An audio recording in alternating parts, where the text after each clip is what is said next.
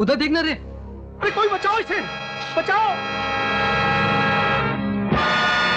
अरे अरे कोई इसे नीचे उतारो वरना ये गिरकर मर जाएगा।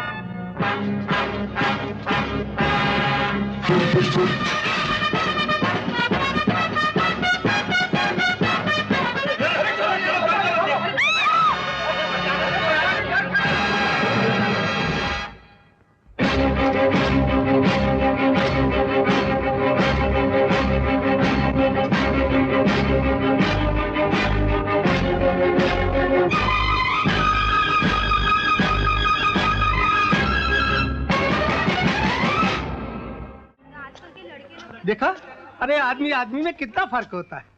एक ये है और एक है वो अनवर जो खुलेआम गर्द बेचता है। हाँ, इसे कोई रोकने वाला भी नहीं है।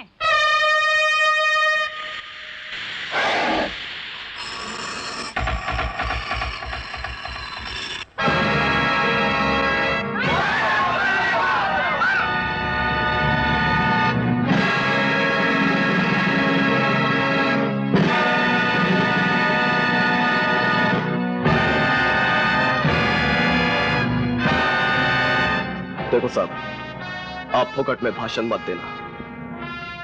मैं ये धंधा बंद करने वाला नहीं हूं। अंकल अंकल हमारे अंकल को मत मारो, मत मारो हमारे अंकल को। अंकल अंकल हमारे अंकल को मत मारो, अंकल अंकल मत मारो हमारे। ए साहब, तूने एक बच्चे पे हाथ उठाया, अपन तेरी वाट लगा डालेगा। या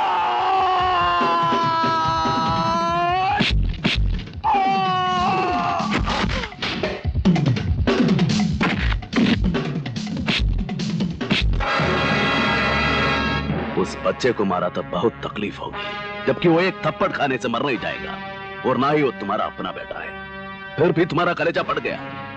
अब सोच, जिनके जवान बेटों को तुम ट्रक गिलाकर मार देते हो, उनके मां बाप के दिल पर क्या गुजरती होगी। सोच सोच।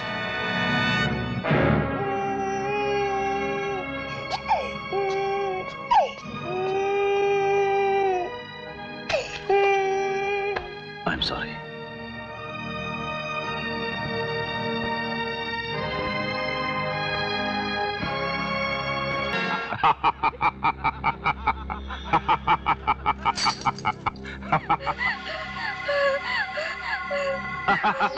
मुझे बचा लीजिए राजा साहब, मुझे बचा लीजिए, मुझे इससे बचा लीजिए राजा साहब, मुझे बचा लीजिए राजा साहब।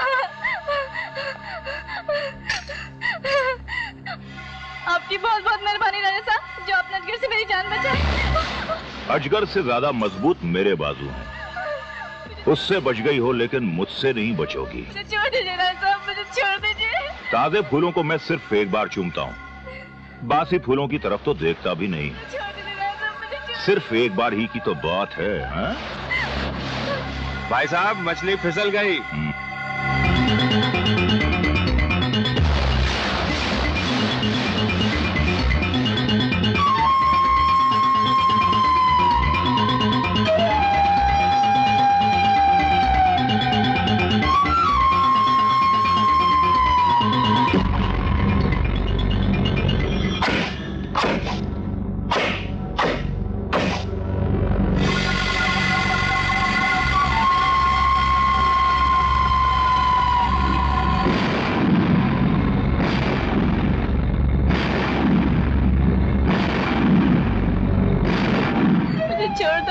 मुझे जाने दो,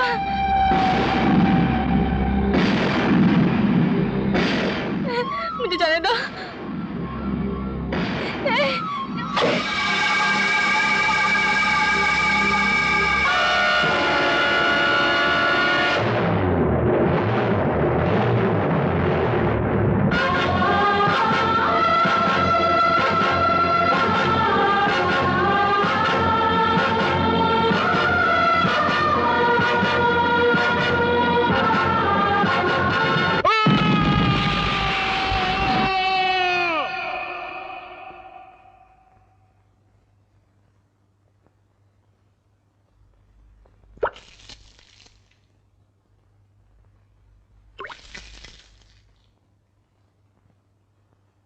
बबन को अपनी पत्नी सुखिया के कत्ल के इल्जाम में ये अदालत दफा 302 के तहत सजाए मौत देती है।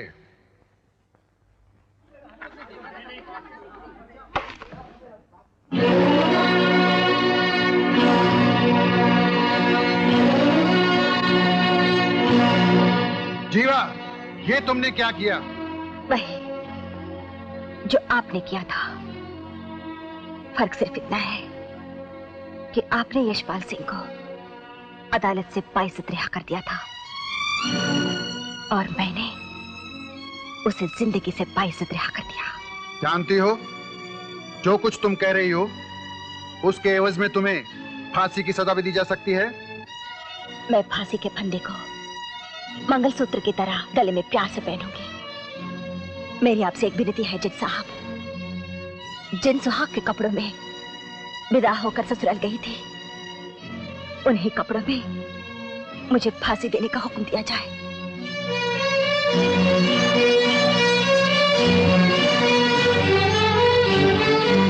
कानून की देवी, मैंने प्रतिज्ञा की थी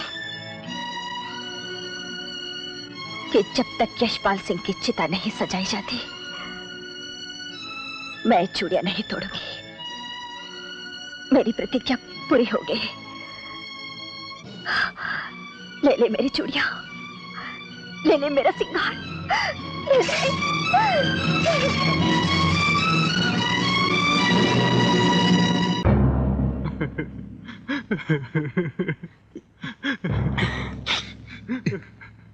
लगता है बड़े मालिक नहीं आएंगे। पंडित जी। ओम तत्सद्ये ब्रह्मोदितीय प्रार्धे श्री श्वेत वारा कल्पे जम्बू दीपे।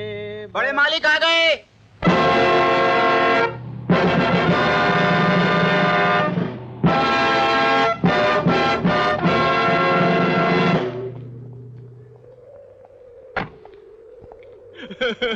भाई साहब।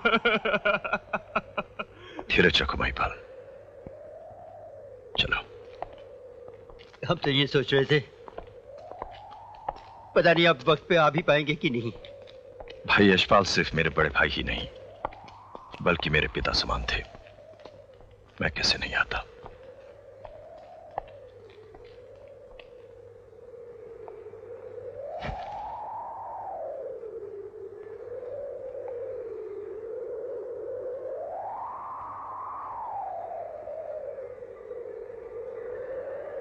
ओम तत्सद्ये ब्रह्मोदितीय प्रार्धे श्री श्वेत वाराकल्पे जम्बूदीपे भरतखंडे आर्यावर्तिक देशांतर्गते कलियुगे कलिप्रथम चरणे मम भ्राता मुख अग्नि समर्पयामि।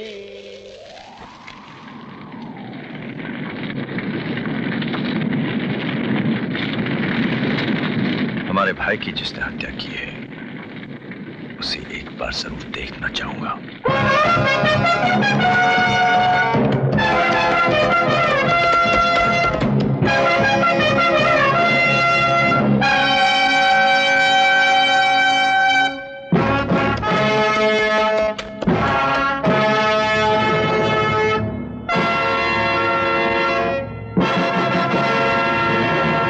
भाभी माँ, आप और यहाँ?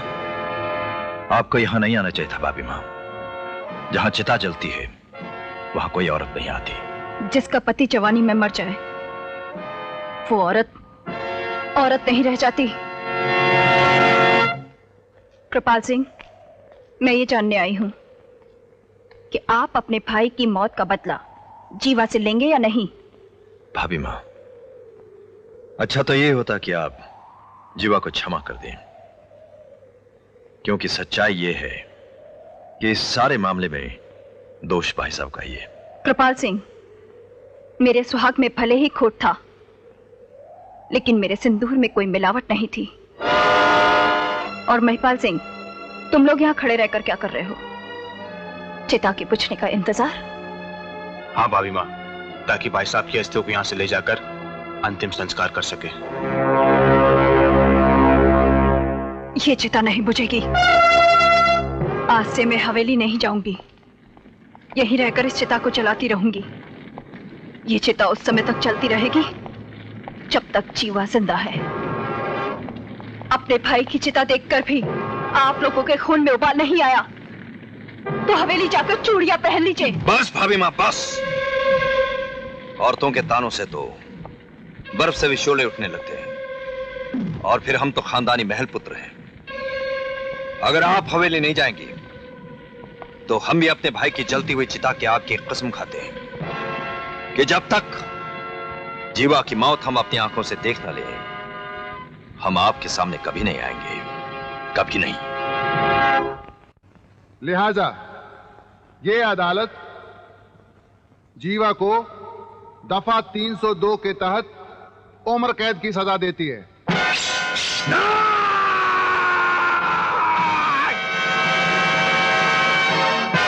सजाए मौत होनी चाहिए इसे। छोड़ दो मुझे, छोड़ दो।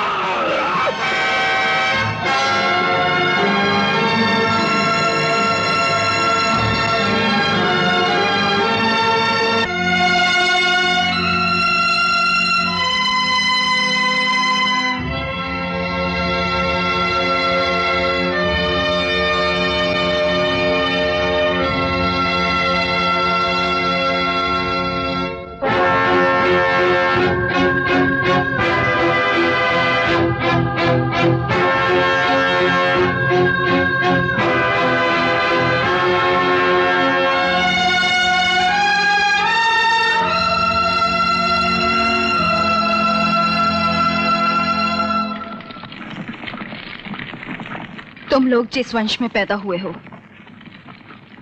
उस वंश के लोग मौत से आंखें मिलाकर बात करते हैं। फिर आज तुम लोगों की आंखें झुकी हुई क्यों हैं? आप चिंता मत कीजिए भाभी माँ, वो जेल में अपनी सजा पूरी नहीं कर पाएगी, उससे पहले ही मार दी जाएगी। मरना तो एक दिन सबको है, लेकिन मुझे उसकी मौत से पहले चाहिए। भाभी माँ ठीक ही कह रही थी कि उसे अदालत ले जाने से पहले काट देना चाहिए था। सांप तो घुस गया बिल में, अब लाठी पटकने से क्या फायदा।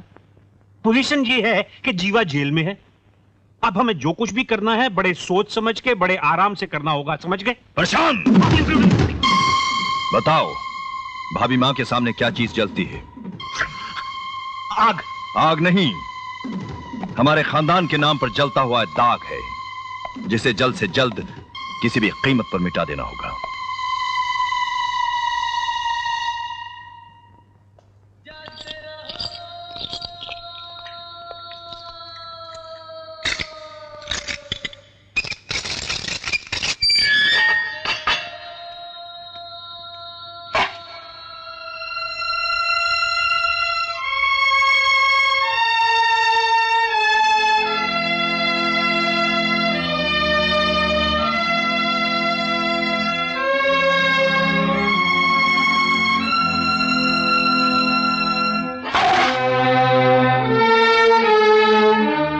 खाना मट्टी पर क्यों रख दिया?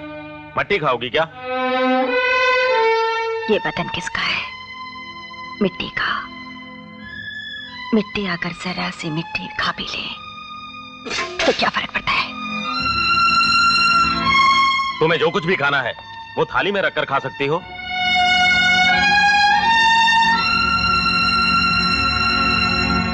ये थाली खाने और मुंह के बीच का दलाल है, और मुझे दलाल उनसे सख्त नफरत है।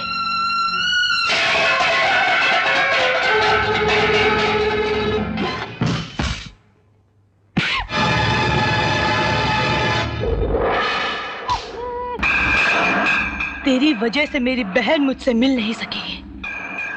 तूने ही शिकायत की थी ना मेरी? बोल। भाग रे। इसी नल्ली से तेरी आवाज निकली थी ना? हाँ बोल। काट दूं? काट दूं?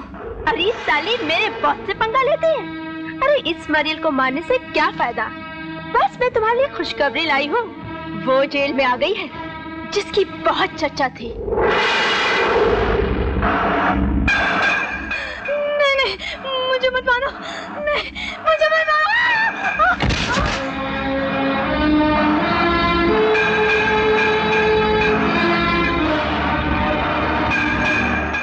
तो जुल्म है। ये है कौन? समझते क्या है अपने आप को? हाँ,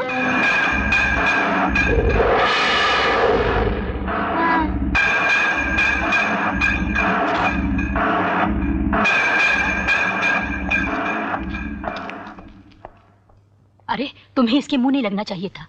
तुम नहीं जानती है कौन है? वही तो पूछ रही हूँ कि है कौन? इसने 50 मर्डर किए हैं। इसका नाम है डाकू कर्माबाई।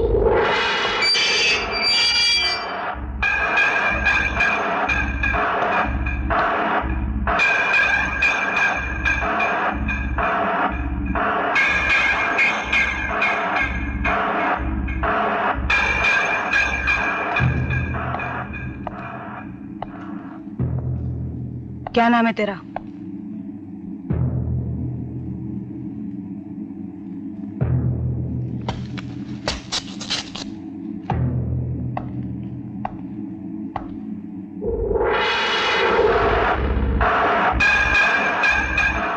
लगता है एक ही खून करके तेरा दिमाग खराब हो गया।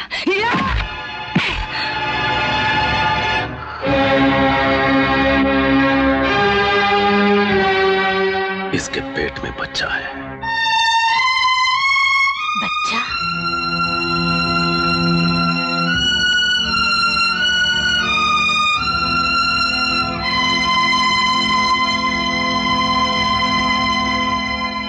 डॉक्टर शर्मा, तुम्हें जीवा को खत्म करना है। अगर आप बुरा ना माने तो एक बात पूछूं? पूछो। आपने एक डॉक्टर को जल्लाद बनाने के बारे में कैसे सोच लिया? इसलिए कि दुनिया में हजाम और डॉक्टर ही ऐसे होते हैं जिनके हाथों में उस्तरा होने के बावजूद भी हंसकर लोग उनके सामने गर्दन झुका देते हैं। मुझे सोचने के लिए कुछ वक्त दीजिए। बैठ जाओ डॉक्टर।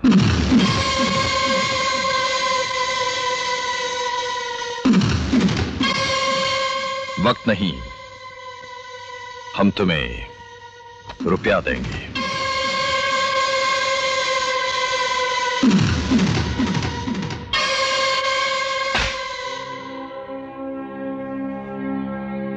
मेरे हिसाब से जीवा का टाइम पूरा हो गया है। अब और कोई रास्ता नहीं है। बच्चे की डिलीवरी के लिए उसे हॉस्पिटल भेजना ही पड़ेगा। मैं बच्चे को यही जन्म दूंगी।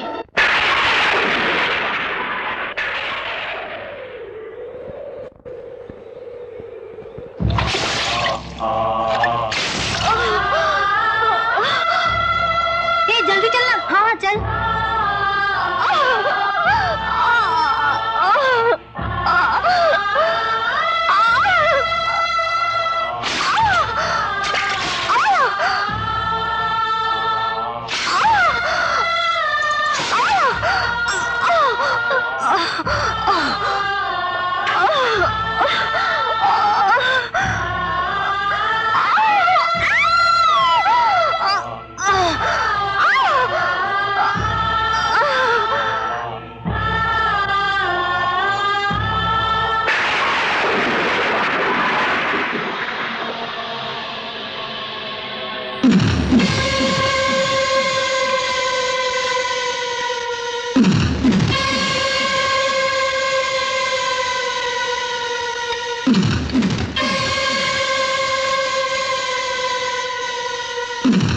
डॉक्टर शर्मा से कहना कि बच्चे की नाभि इस कैंची से काटे ताकि मां बेटे दोनों के जिस्म में जहर एक साथ फैल जाए।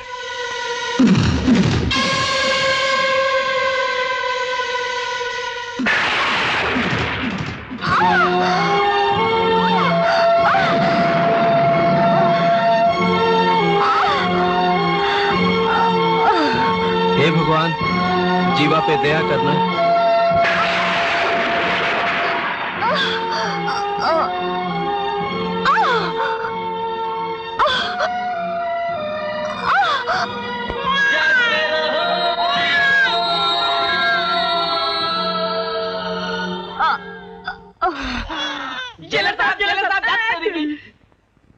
सर, जीवा को बेटा पैदा हुआ। बेटा?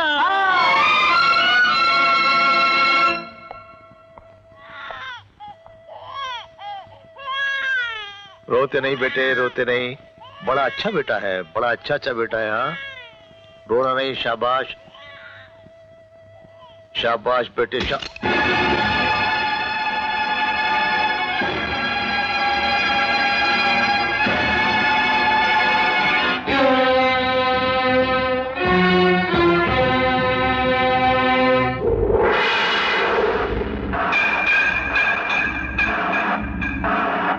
डॉक्टर साहब,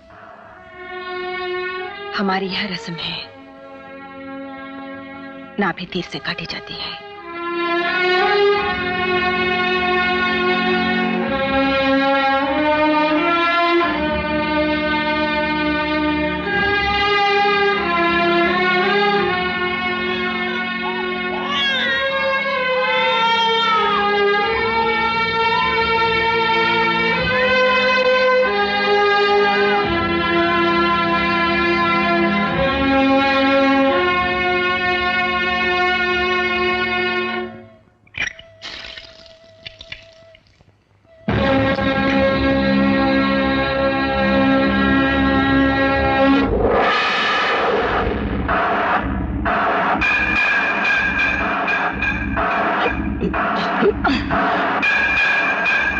बोल, इसमें जहर है कि नहीं? बोल। भगवान का दूसरा रूप होती है माँ, और माँ का दूसरा रूप होता है डॉक्टर। और तूने तो उस मासूम को बेटा भी कहा था ना, उसके बाद भी इतना हरामी कौन? धर्मा!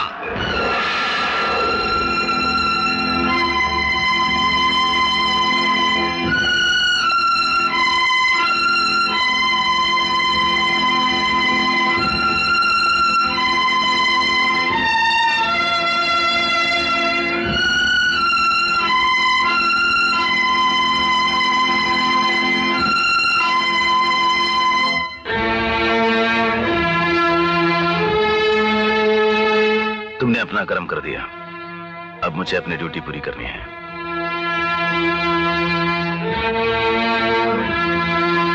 आप आइए मेरे साथ।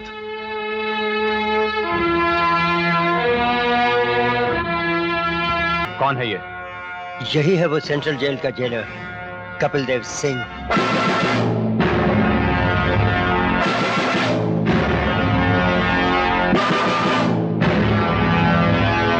कहाँ है कृपाल सिंह? हम यहाँ हैं। ऊंचाई पर रहने का एक फायदा होता है, किसी के सर से टोपी या पगड़ी उछालने की जरूरत नहीं पड़ती, वो खुद ब खुद गिर जाती है। लेकिन एक नुकसान भी है, ऊंचाई पर रहने वालों को हर वक्त सर झुकाकर बात करनी पड़ती है, और नीचे वाले हमेशा सर उठाकर बात करते हैं। तुम्हारे बारे में हमने जैसा सुना था वैसा ही पाया, अब तो हमें तुमसे मिलना ही पड़ेगा।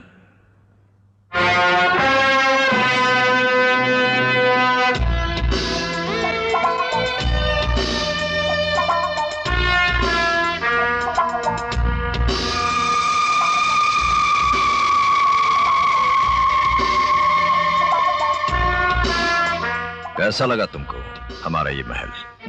बहुत ही खूबसूरत, लेकिन लंबाई चौड़ाई में मेरी जेल से कम है।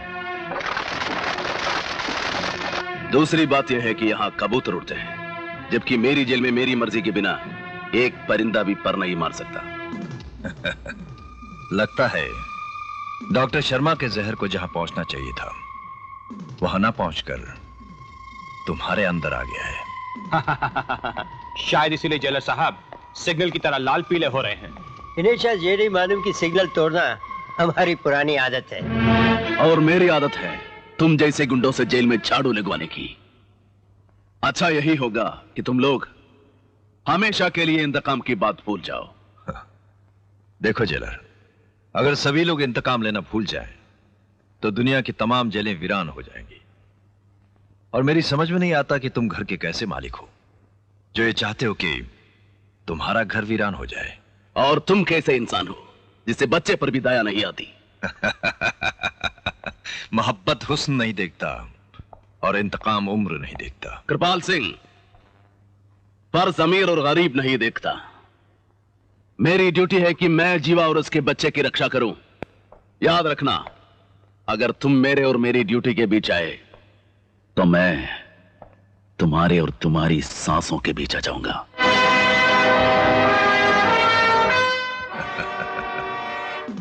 बदन पे खाकी वर्दी और कंधे पर जंग सितारे लग जाने के बाद अच्छा खासा आदमी दिन में ख्वाब देखने लगता है। मगर उसे नहीं मालूम कि ऊंचाई से पानी की धार भी गिरे तो पत्थर में सुराख हो जाता है।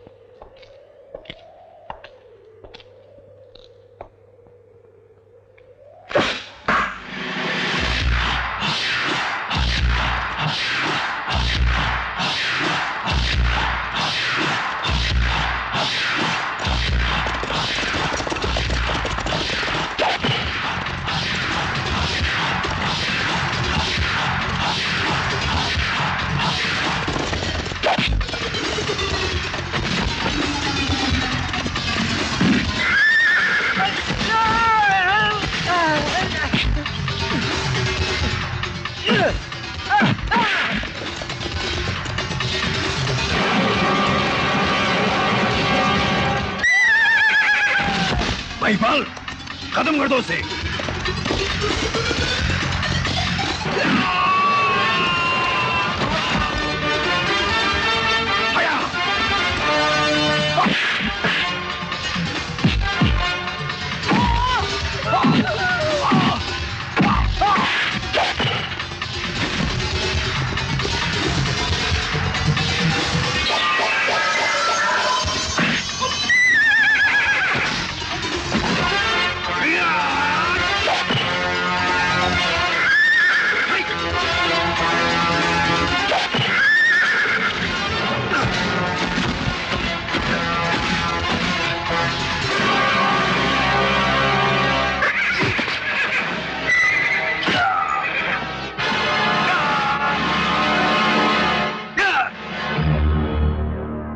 सेंट्रल जेल के जेलर कपिल देव सिंह पर कातिलाना हमला करने के जुर्म में यह अदालत कृपाल सिंह को दफा 307 के तहत 7 साल कैद बामुशक्कत की सजा का हुक्म देती है।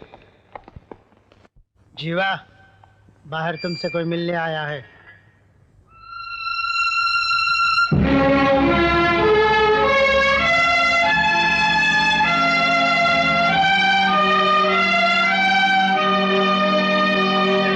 मैं ठाकुर यशपाल सिंह की विधवा हूँ। पाए लागो बड़ी मालकिन। जीती रहो और मरो भी तो मेरी दी हुई मौत से मरो।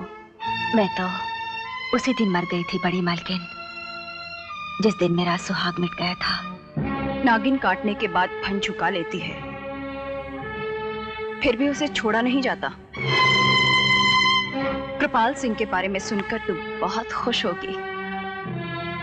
मैं तुम्हारी उन्हीं खुशियों को डंक मारने आई हूं। याद रख जीवा, कृपाल सिंह के जेल चले जाने से सिर्फ इतना हुआ है कि तेरी मौत का समय कुछ टल गया है।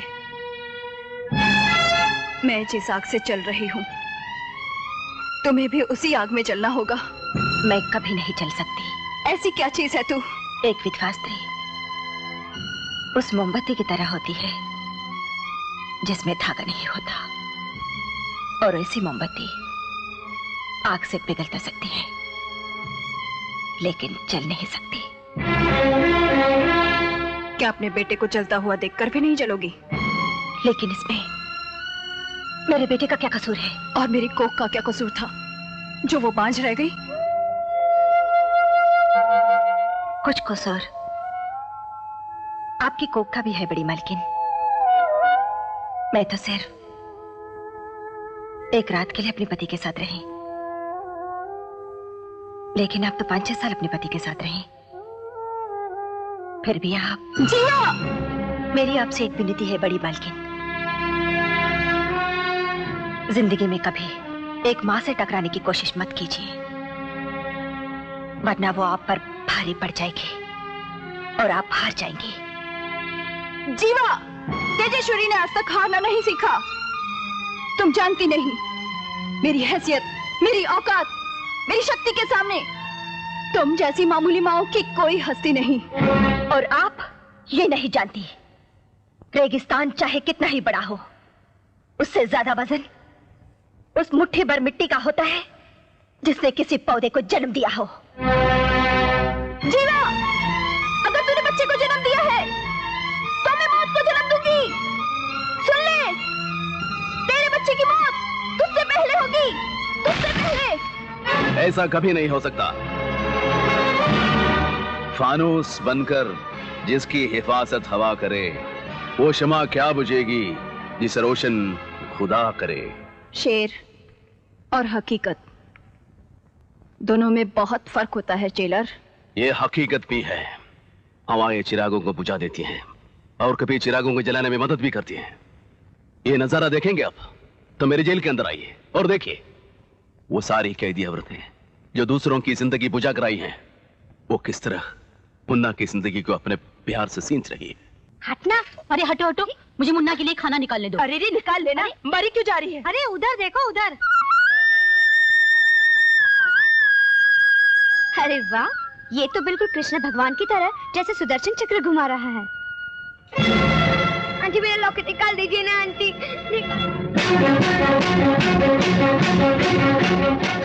ये तो आग में गिर गया, ये तो आग में पिघल जाएगा।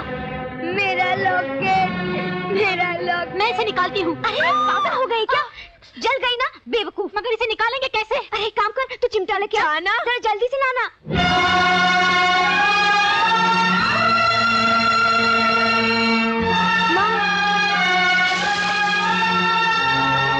जब बिल्कुल ठंडा हो जाए उसके बाद पहन लेना। मुन्ना ने तेरे माँ कह दिया, पता नहीं ये इसे बेटा कब कहेगी। काम का अपना हाथ जलाने की क्या जरूरत थी? ये तो अच्छा ही हुआ, जो नाम दिल में रखा था वो हाथ में भी आ गया।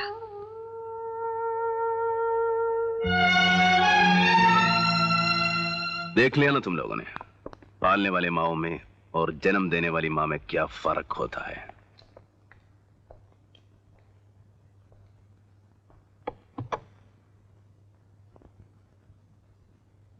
दुनिया में सब कुछ मिल जाए, सब कुछ, लेकिन मां नहीं मिले तो समझो कुछ नहीं मिला।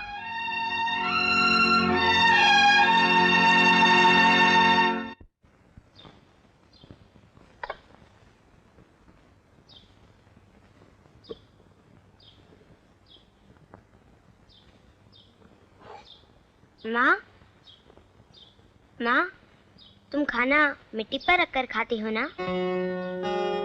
मेरा हाथ भी तो मिट्टी का है, इस पे रखकर खाओ ना।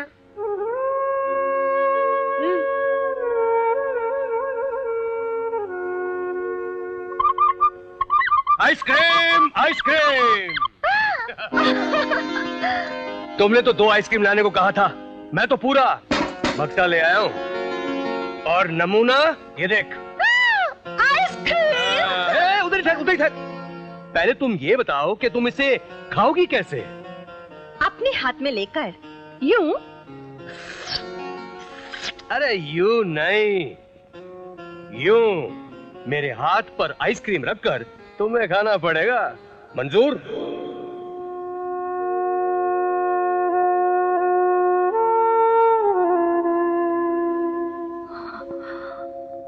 अरे सोच क्या रही है? माल भी तुम्हारा है, प्लेट भी तुम्हारी है। आजा, आजा। अरे आ भी जाना। माँ,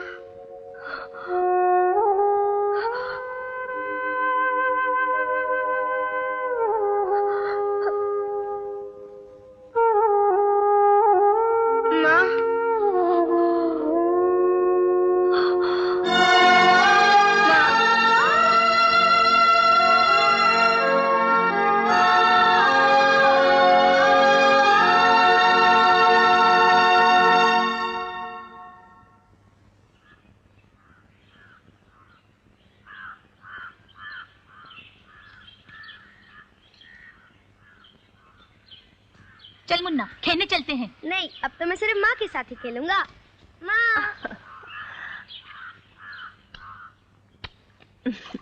अब तो मुन्ना अपनी माँ को छोड़ता ही नहीं। पहले तो वो तुम ही लोगों के पास रहता था। अब क्या हुआ उसे? अब क्या होगा उसे? अब भैंस गई पानी में। मुझे मत लगा रंग। नहीं नहीं नहीं, छोड़ दे। नहीं लगवाएगी। लगाओ लगाओ। जाना, जाकर तू भी होली खेलना। नहीं, मैं तो सिर्फ जेलर साहब के साथ ही होली खेलूंगी। अरे जा, वो नहीं होली खेलने वाले। आज तक उनको जेल में किसी ने होली खेलते नहीं देखा। ऐसा? अंकल। बेटा क्या बात है? अंकल, आपने कहा था ना माँ से कहने के लिए मेरा हाथ भी मिट्टी का है। आपने कहा था ना? हाँ। आपने जो कहा वो मैंने कह दिया। अब मैं जो कहूँगा वो आपको मानना ही पड़ेगा। सब मानूंगा, मगर होली नहीं खेलूंगा। ठीक है, रंग ले लीजिए। ये लाल, ये पीला और ये हरा। ऐसे नहीं बेटे, ऐसे।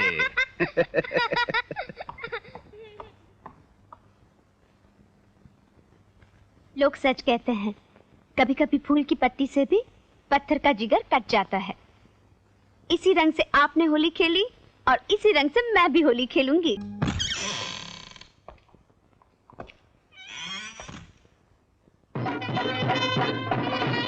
फाइल को भाई साहब।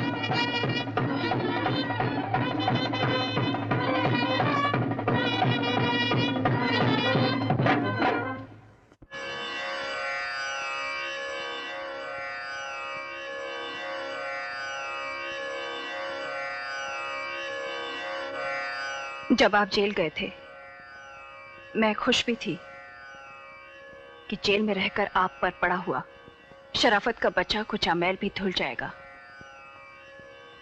और वही हुआ। मैं बहुत खुश हूं।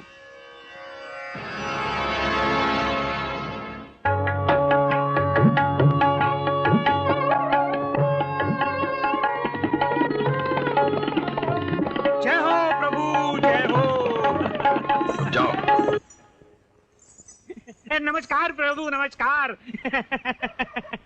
पहचाना आपने? 6 साल में इंस्पेक्टर से डीएसपी बन गया। अब आपकी सेवा में हाजिर हूं।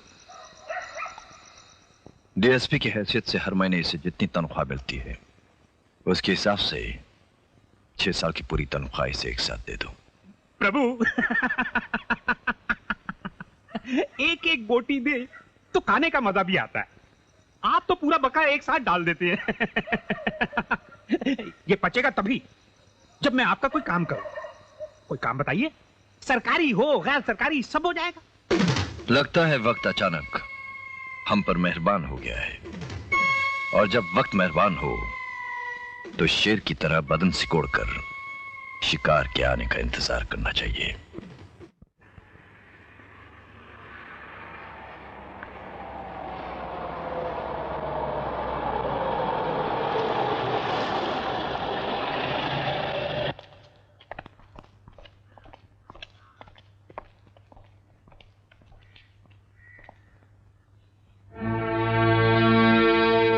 तुम लोग मुझे पहचानते हो कि नहीं? 3 दिन पहले मैं जेल मंत्री बना हूं। मेरा नाम छत्तर सिंह है। मुझे मालूम है सर। और सबसे पहले आपकी जेल देखने चले आए। No doubt. आइए सर।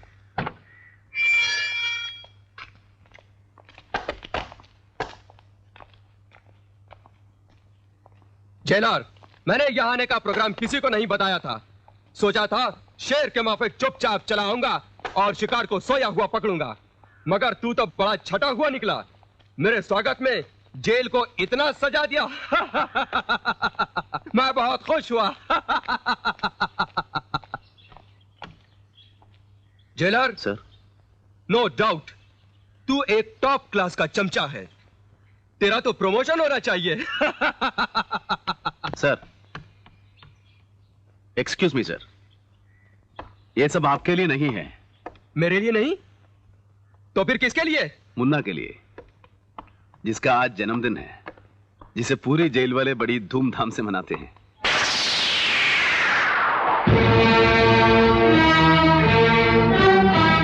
कौन है ये मुन्ना? जीवा का बेटा। कौन है ये जीवा? कहां की रहने वाली है? उसकी पूरी डिटेल्स मुझे चाहिए। उसके बारे में जो कुछ सरकारी फाइल से मैंने पढ़ा और जो कुछ लोगों से जाना, उसके मुताबिक वो 7 साल पहले एक गांव की भोली भाली मासूम सी लड़की थी जो अपने साजन के इंतजार में बुलबुल की तरह दिन रात चहकती रहती थी। हरियाली के फूल तो बहुत देखे थे, रेगिस्तान के फूल को आज पहली बार देख रहा हूं। कसम से बहुत खूबसूरत हो। हाँ हाँ, मुझे मालूम है, गांव में सभी यही कहते हैं।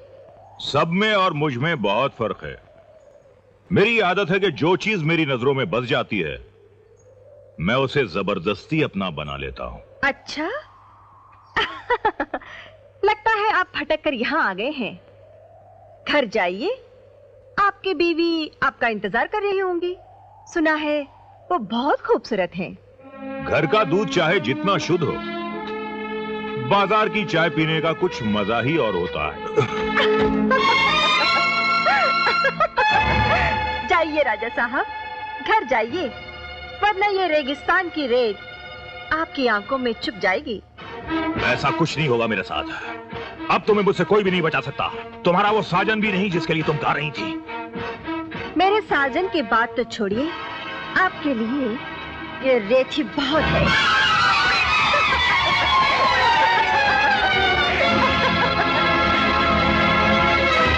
मैंने कहा था ना, रेत आंखों में चुप जाएगी। हाँ। याद रखना, अगर तुम मेरी नहीं हुई तो मैं तुम्हें किसी और की भी नहीं होने दूंगा।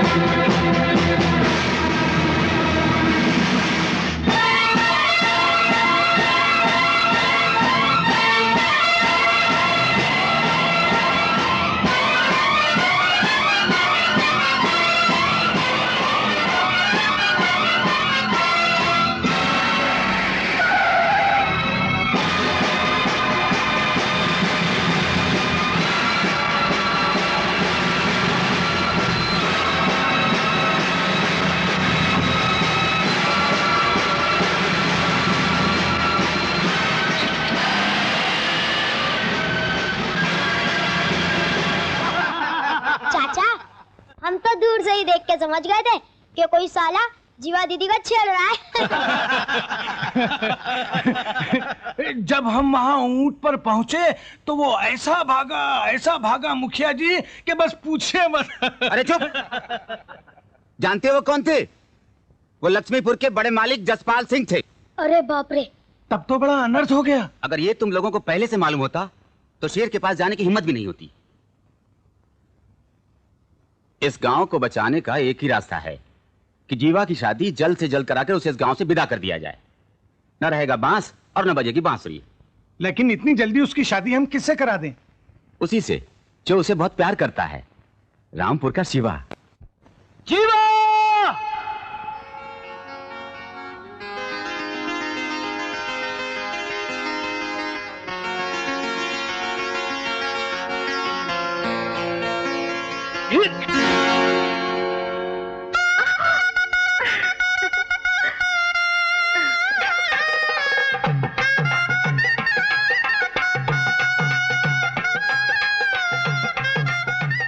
अरे ये चेहरा क्यों छुपा रही तू?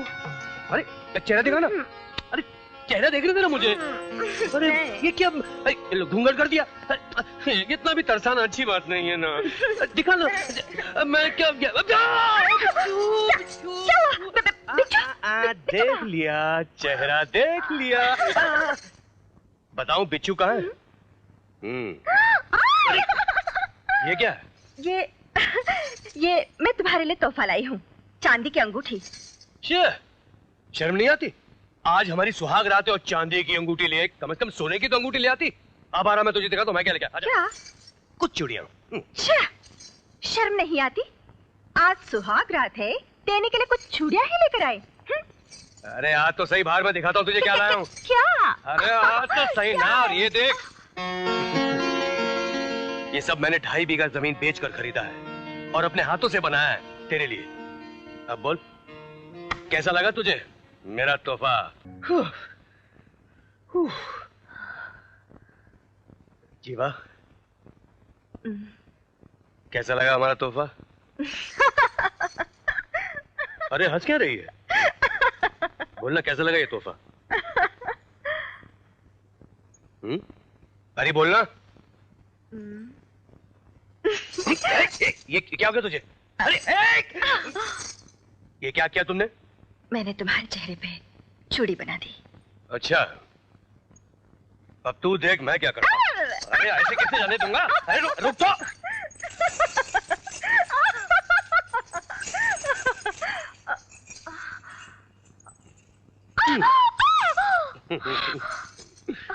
अब बोल, तू कहाँ जाएगी? बोलूं क्या?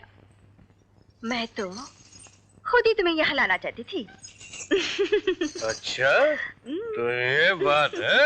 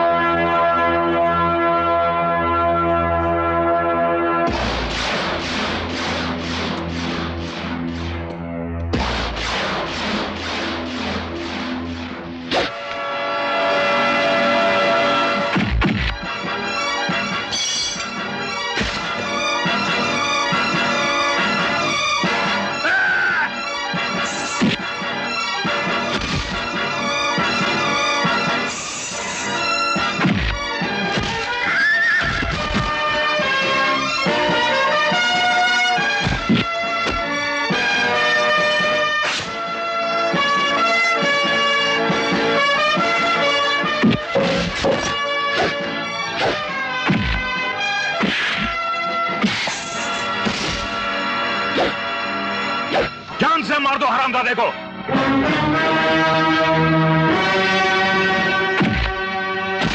शिवा, बहुत प्यार है ना तुझे जीवा से? मैं जीवा की जिंदगी में एक रंग भी रहने नहीं दूंगा।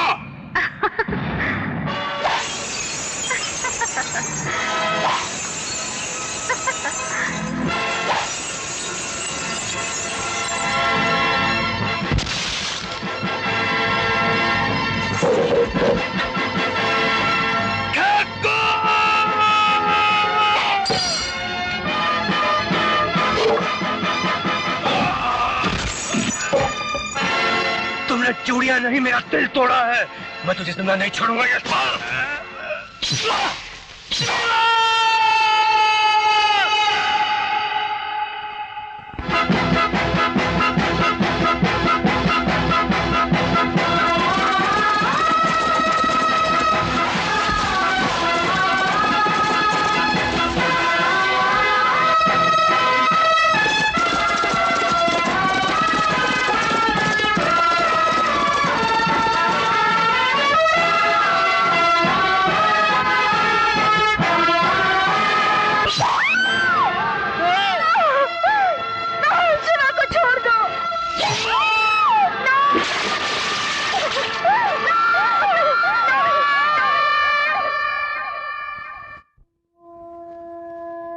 और इस तरह जीवा की जिंदगी बर्बाद होकर रह गई। तुमने होल स्टोरी ऐसे घुमा फिरा कर कही कि जीवा और मुन्ना पर मुझे तरस आ जाए। कांटे के झाड़ में कितना भी पानी डालो, फूल नहीं खिलते। मुन्ना अब इस जेल में नहीं रहेगा, समझे? कानून तो यह है सर, जब बच्चा मां से अलग रहने लायक हो जाए तभी उसे अलग किया जाए। आजकल तो बच्चा पैदा होते ही मां से दूर रहने लायक हो जाता है, समझे? उस बच्चे को जेल से बाहर निकालो। सर, ये भी तो सोचिए, उसके माँ बाप के खानदान में कोई नहीं है। सर, मुन्ना को यहाँ से मत निकालिए सर, हम लोग उसे बहुत प्यार करते हैं सर, उस पे रहम कीजिए सर। हट! कान खोलकर सुन लो तुम लोग। कानून जब तक निष्पक्ष और थोड़ा सख्त नहीं बनेगा, तब तक सही इंसाफ नहीं हो सकता। ये बात गलत है। अगर कोई ये चाहे कि माँ की छाती से गर्म दूध निकले, तो इसके लिए जरूरी नहीं कि माँ की छाती जला दी जाए। देखो देखो, मैं तुम्हारा भाषण सुनने यहाँ नहीं आया। तुम मुन्ना को बाहर निकालो अभी, इसी वक्त, मेरे सामने। ये मेरा ऑर्डर है।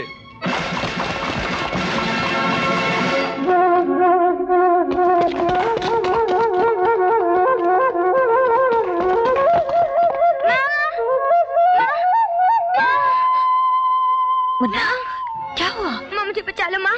माँ वो लोग मुझे ले जाएंगे। माँ मुझे कहीं छुपा लो माँ। माँ।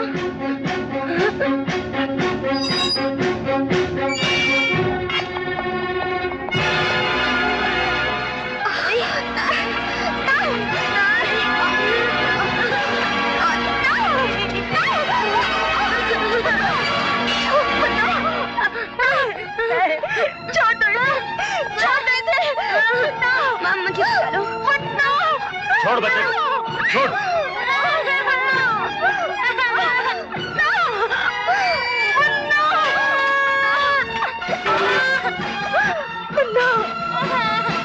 चुप कर।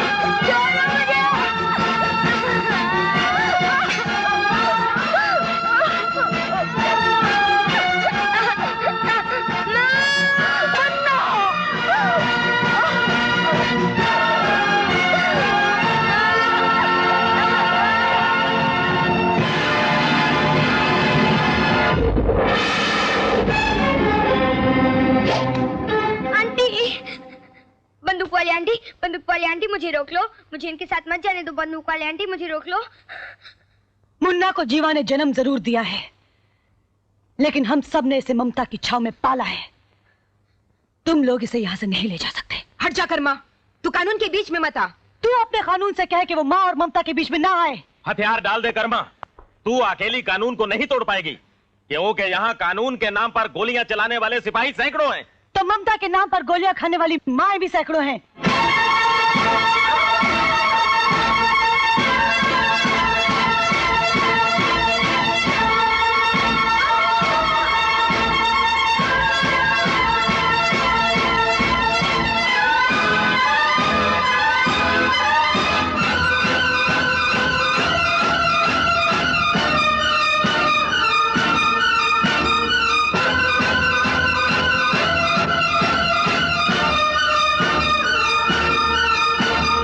खबरदार कोई आगे बढ़ा तो गोली चला दूंगा। गोली चलाने की बात करता है? अरे दम है तो चला चला, माँ के सीने पे गोली चला ना। ये क्या कर रही है? चल। अरे चल तो वो है वो। कानून की खाट में घुसकर क्यों खून चूसता है? नीचे आ कमीना। नीचे आ। अरे बाहर निकल।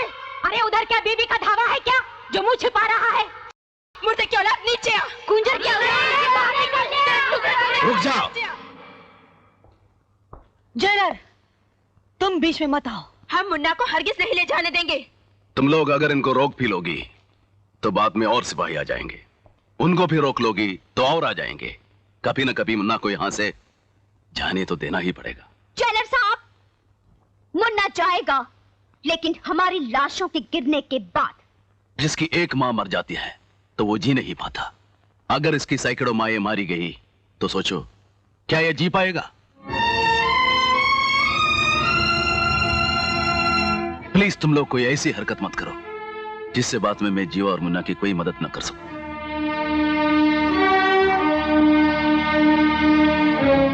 आओ बेटे।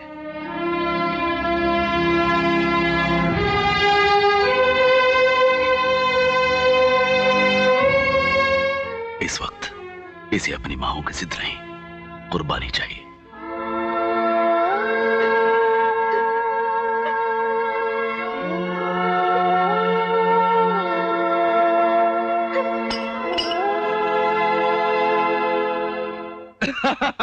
सर आप हंस रहे हैं? आपको तो इतनी गालियां दी गई हैं, आप कुछ एक्शन क्यों नहीं लेते? अरे इन चीजों का मुझ पर कोई असर नहीं पड़ता।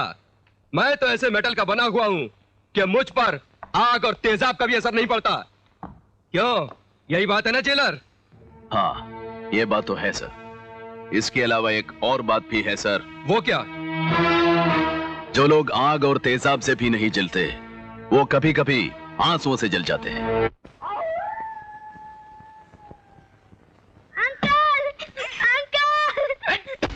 अपने आप चुप हो जाएगा रोते रोते।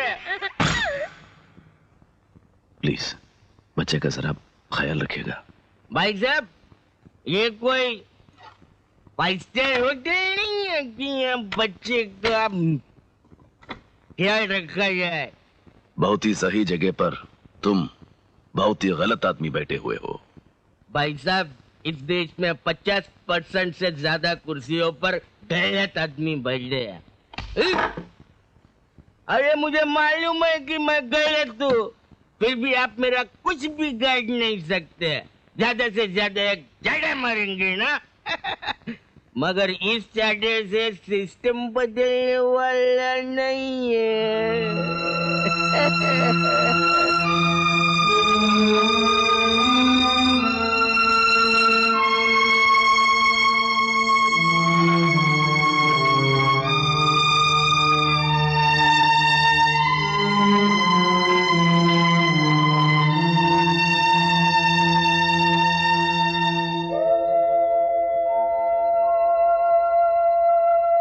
आज मुन्ने का जन्मदिन है,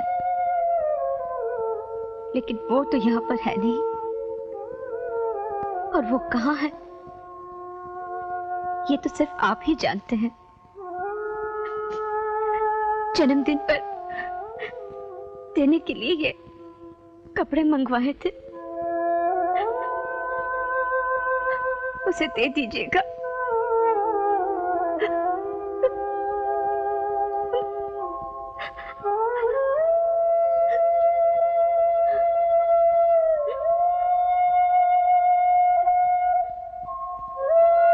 साहब जी,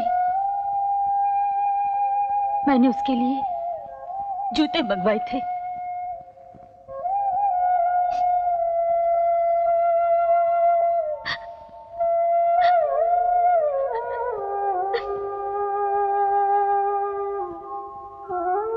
और ये मेरी तरफ से उसे दे दीजिएगा। ये मेरी तरफ से।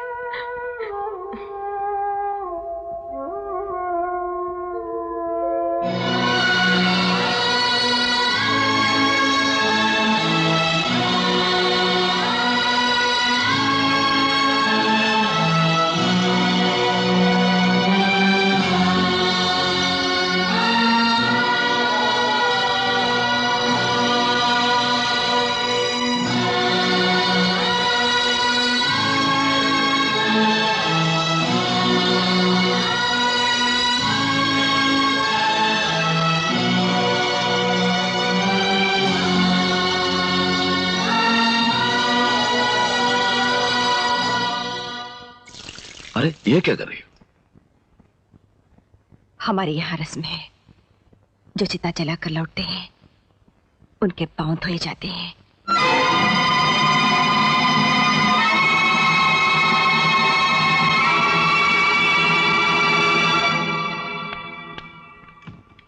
ओ, आप नमस्कार। बाहर आपकी कोई गाड़ी नजर नहीं आई? ये मेरी पुरानी आदत है छत्र सिंह। कभी मैं गाजे बाजे के साथ बाहर निकलता हूं तो कभी मौत की तरह चुपके से सीने पर बैठ जाता हूं। सीने पे क्यों? आप मेरे सर पर बैठिए। मैं तो खुद ही आपको फोन करके बताने वाला था कि मैंने जीवा के बेटे को जेल से बाहर निकलवा दिया है। वाह मंत्री जी, आपने तो बहुत बड़ा काम कर दिया। कैसे नहीं करता? मैं पहले क्या था मैं? सर आप एक चोर थे। हाँ, मैं एक चोर था। जंगल में लकड़ी चुरा के मैं बेचता था। इन्होंने अपना लाखों रुपया खर्चा करके मुझे मंत्री बना दिया। इनका काम मैं कैसे नहीं करता, लेकिन राजा साहब के दिल में एक डाउट आ गया था। नो डाउट, अब तो राजा साहब को खुश हो जाना चाहिए। हाँ, मैं ये जानकर बहुत खुश हुआ कि तुम हरामी तो हो मगर नमक हराम नहीं। Thank you. लेकिन आपका काम करने में बहुत मुश्किल हुई है। नो डाउट, जेलर बहुत टेढ़ा आदमी है। छत्र सिंह, आदमी चाहे जितना भी टेढ़ा हो, अर्थी सबकी सीधी निकलती है। तुम सिर्फ हमें यह बताओ कि इस वक्त जीवा का बेटा कहां है? जीवा, मुन्ना आ गया। हाँ।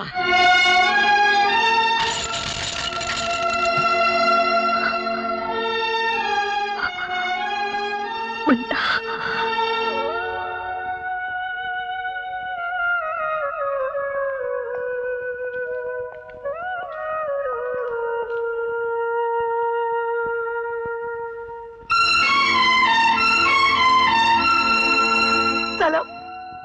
छोड़कर चला गया था मुझे। हाँ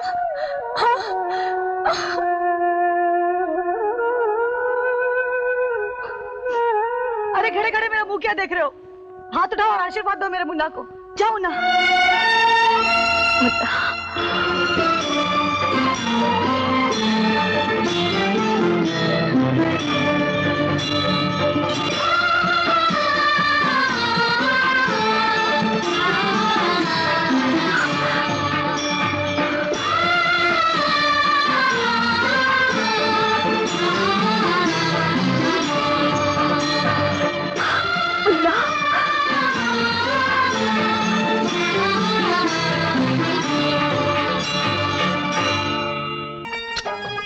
हेलो, जीवा के बेटे को अनाथ आश्रम में पहुंचा दिया?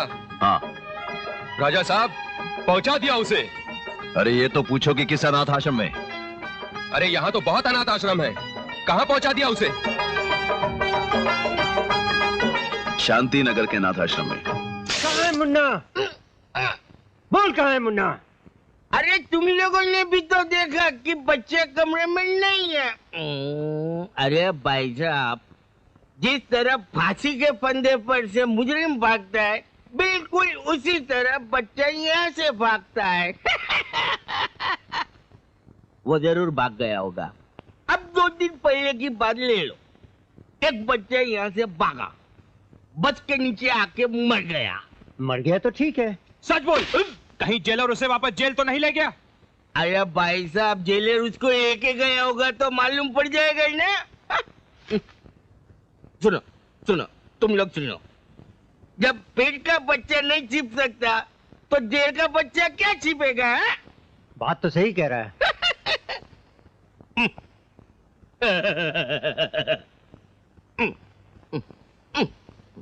मुन्ना की जिंदगी बचाने के लिए ये जरूरी है कि उसे जेल से बहुत दूर रखा जाए, ताकि उसके दुश्मनों को उसका पता ना चल सके।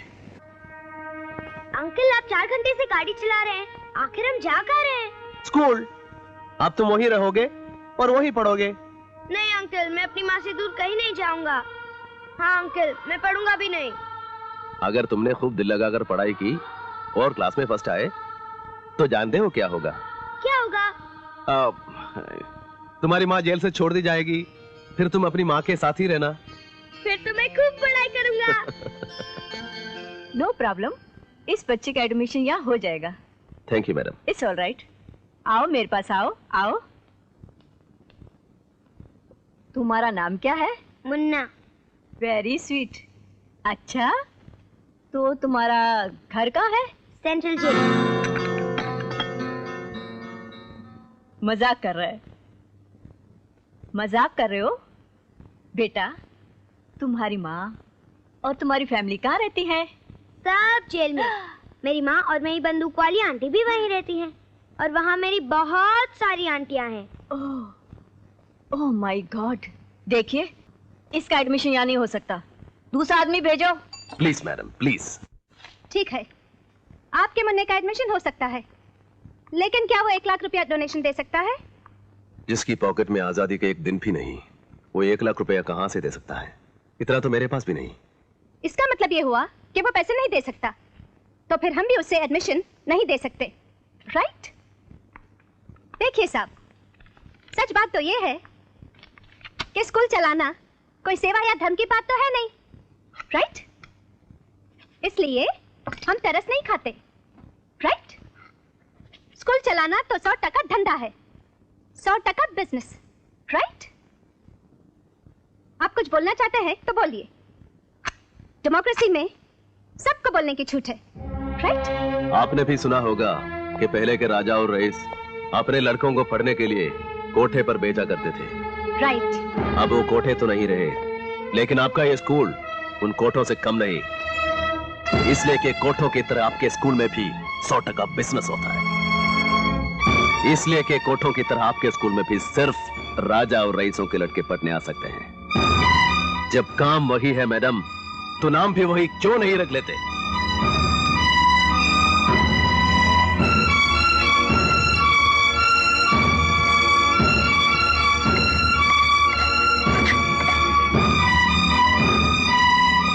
अब बोलिए। राइट, बोलिए। राइट।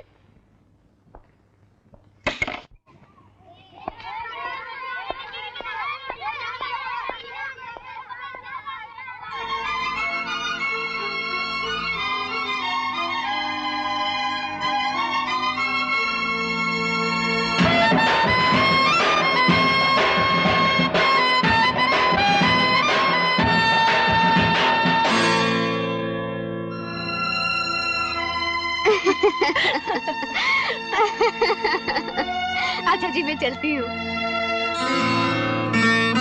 अरे कपिल, कपिल, कपिल, कपिल, कपिल, मेरी बात तो सुनो कपिल। इसमें मेरी कोई गलती नहीं थी। पापा तुम्हें इसलिए नापसंद करते थे क्योंकि तुम अनाथ आश्रम में पले और बड़े हुए।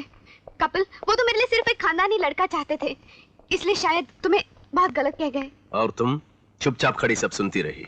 मैं अपने पापा से डरती थी। जब डरती थी तो प्यार क्यों किया? अब मैं किसी से नहीं डरती। चलो प्यार करते हैं। बच्चों के गार्डियंस खड़े। अरे भाड़ में गए गार्डियंस।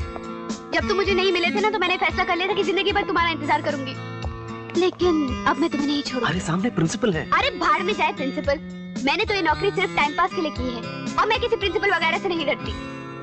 Good morning madam.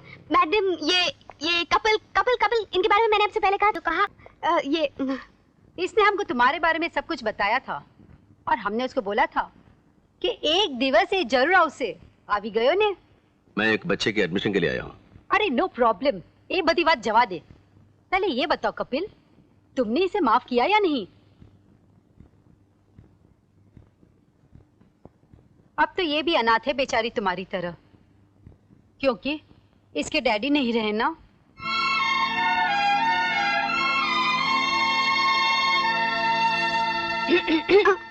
आए बदुनी सारू नहीं लगे। प्रिंसिपल ने ऑफिस चेयर, रोमांटिक प्लेस पर जाओ, नाटियो, गो गो। चलो कपिल। और सुनो, तुमने कहा था ना प्रिंसिपल जाए बाढ़ में। अरे ना मतलब तो बताओ तीजा। कपिल, इसका मतलब भाड़मे का मतलब इसका मतलब हेवन है। हेवन। गुड। जन्नत, स्वर्ग। Very good. चले कपिल। हे भगवान, तुम लोग भाड़ में ही जाओ और मैं भी मरने के बाद भाड़ में ही जाऊं। कपिल, इतने सालों के बाद भी तुम बिल्कुल नहीं बदले, बिल्कुल वैसे के वैसे ही हो। Slim, trim, dashing, handsome. एक फर्क आया है। क्या क्या? वो क्या है? मैंने मुन्ना की वजह से फिर से होली खेलना शुरू कर दिया। तो तुमने होली भी खेलना बंद कर दिया था? तुम्हारे साथ होली खेलने के बाद मैंने फिर कभी होली नहीं खेली।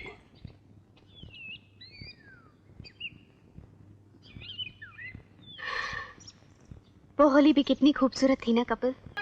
यही कि अगर इस बार तुम भागे तो मैं किसी को मार पीट कर तुम्हारी जेल में आ जाऊंगी, फिर हम दोनों एक साथ रहेंगे। ऐसा होगा ही नहीं। मुन्ना अब तुम्हारे पास है, अब तो मैं आता ही रहूंगा। अच्छा जी, तो आप मुन्ना से इतना प्यार करते हैं? हाँ, उसे जब भी मैं देखता हूँ उसमें 20 साल पहले का कपिल देव सिंह मुझे नजर आता है। उसकी तरह मैं भी अपने डैडी को नहीं देख पाया था, मैं भी बेसहारा था। तुम भी यही समझना कि मुन्ना मेरा बचपन है जिसे खूब प्यार चाहिए। हाँ हाँ, मैं मुन्ना को खूब सारा प्यार दूंगी। Thank you. ये क्या है? ये कैंची है बच्चू, इससे मैं तेरे बाल काट कर तुझे मॉडर्न बना दूंगी। देख, पहले उधर से शुरू करते हैं, ओके?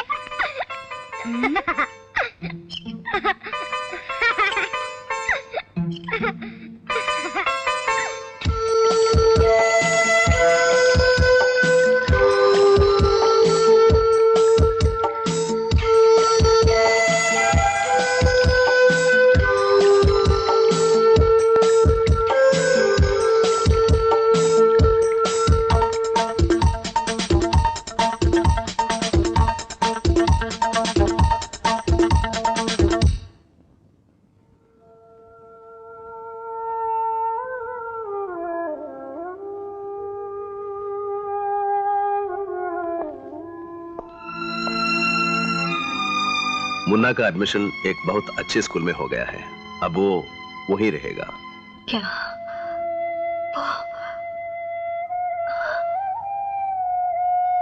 वो मुझसे दूर वहीं रहने के लिए तैयार हो गया?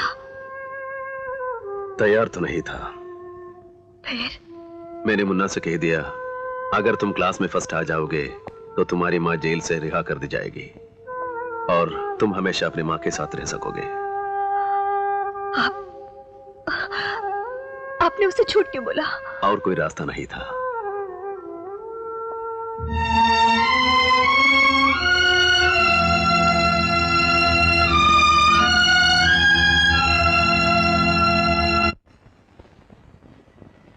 आंटी, मुन्ना, मुझे नींद नहीं आ रही। बहुत बदमाश हो गए हो, जल्दी सोते ही नहीं। अच्छा ये बताओ, मैं ऐसा क्या करूं जिससे तुम्हें नींद आ जाए? तुम्हारे पैर दबाऊं? नहीं। तुम्हें कहानी सुनाऊं? नहीं। तो फिर लोरी गाती हूँ? नहीं। ओह माय गॉड, तो फिर मैं ऐसा क्या करूं जिससे तुम्हें नींद आ जाए? बोलो, अरे बोलो ना। आप एक काम कीजिए तो मुझे नींद आ जाएगी। क्या? आप जागते रहो कहिए तो मुझे नींद आ जाएगी। जेल में जब सिपाही लोग जागते रहो कहते थे तो मुझे नींद आ जाती थी। Oh my God.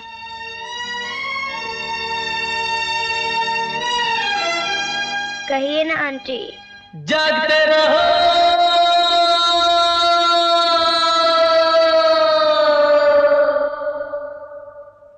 जागते रहो,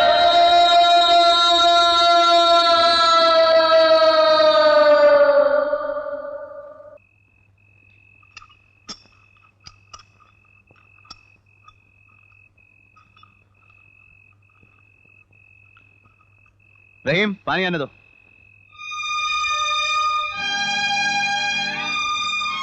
कल मेरी सजा खत्म हो जाएगी। मैं यहाँ से मुन्ना को अपने साथ ले जाना चाहती थी, लेकिन ये तो हो नहीं सकता। और मेरी दूसरी ख्वाहिश ये थी कि अपने साथ आपकी एक तस्वीर ले जाऊं,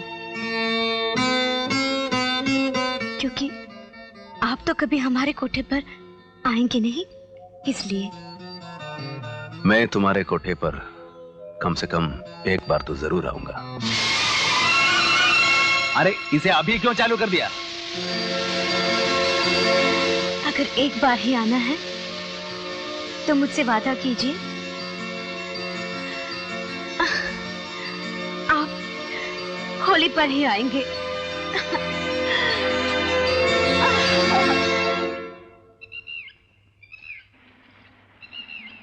अंकल,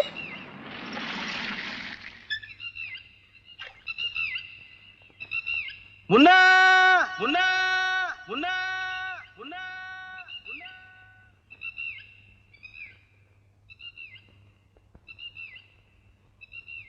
मुन्ना, तुम्हारे लिए खुशखबरी है। एक बहुत ही गुड न्यूज है तुम्हारे लिए। क्या? तुम्हारा रिजल्ट निकल गया है, तुम फर्स्ट आ गए हो। इस खुशी में देखो मैं तुम्हारे लिए क्या क्या लाया हूँ। एक गिफ्ट के पैकेट, क्रिकेट बॉल और तुम्हारा मनपसंद फुटबॉल। अंकल, मुझे सब नहीं चाहिए, नहीं चाहिए, मुझे माँ चाहिए।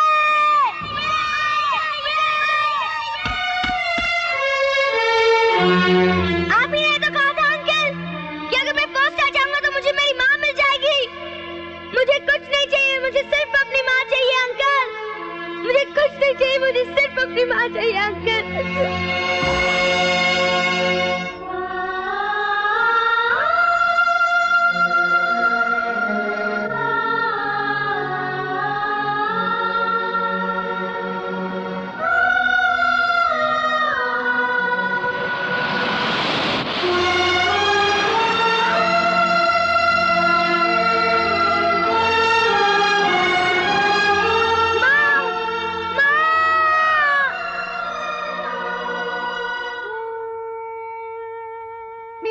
समझ में नहीं आता। मुन्ना ने तो खेलना कूदना, खाना पीना सब कुछ छोड़ दिया है। अंकल, मैं आपका सर दबाऊं?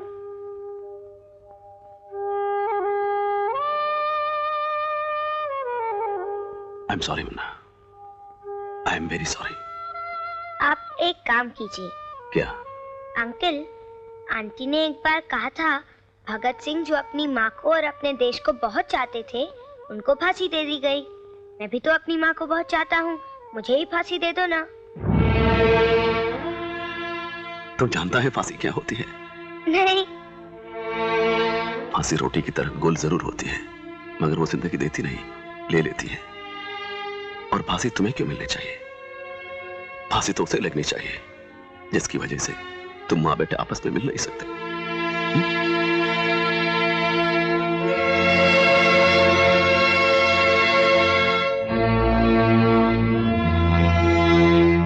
सर, एक को फांसी देने का टाइम हो गया है।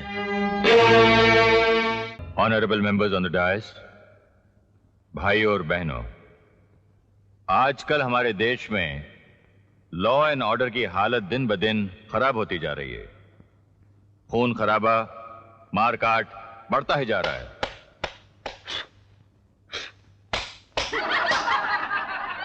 Silence, silence. ये सच है कि कुछ कारणों से कानून कुछ कमजोर हो गया है, लेकिन इतना भी मजबूर नहीं हुआ है कि कानून की देवी का अपमान करने वालों को आप लोग सजा ना दे सकें। सजा जरूर दें। गवर्नर साहब, आपका कानून कमजोर भी है और मजबूर भी, और कभी कभी तो आपका कानून गुनहगार भी बन जाता है। कौन है ये? ये कहां से टपक गया? पता नहीं सर। तुम यहाँ क्यों आ गए? मैं यहाँ यह खबर देने आया हूँ कि मैं एक ऐसे मुजरिम को जानता हूँ जिसने कानून की देवी का अपमान ही नहीं किया बल्कि उसे फांसी दे दी। फिर भी मेरा यह दावा है कि आपका कानून उसको सजा नहीं दे सकता। ऐसा हो ही नहीं सकता।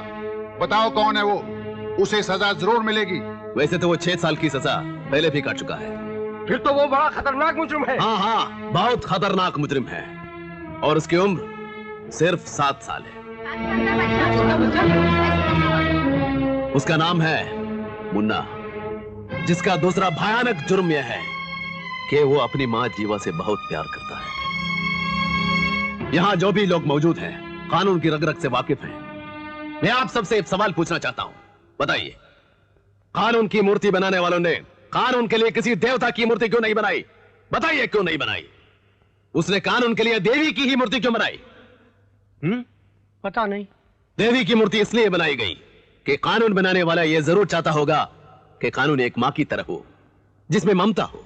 इसीलिए गवर्नर साहब, उसने मूर्ति का रंग काला पीला नहीं बनाकर दूध की तरह सफेद बनाया। लेकिन आपके कानून में न मां है, न ममता है, न दया है, न इंसानियत है। या तो जोड़ दीजिए इन शब्दों को अपने कानून की किताबों में, या फिर तोड़ दीजिए इस मूर्ति को और बना डालिए इसकी जगह किसी राक्षस की मूर्ति। निकालो इसे यहाँ से। इसे यहाँ पर किसी ने नहीं बुलाया।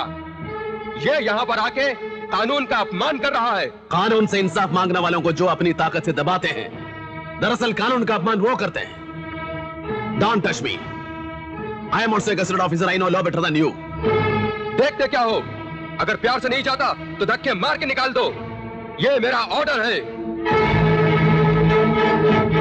गवर्नर साहब, अगर कानून कुछ न करे फिर भी ना मुन्ना को कुछ फर्क पड़ेगा, ना ही कानून को। नहीं, यह गलत है।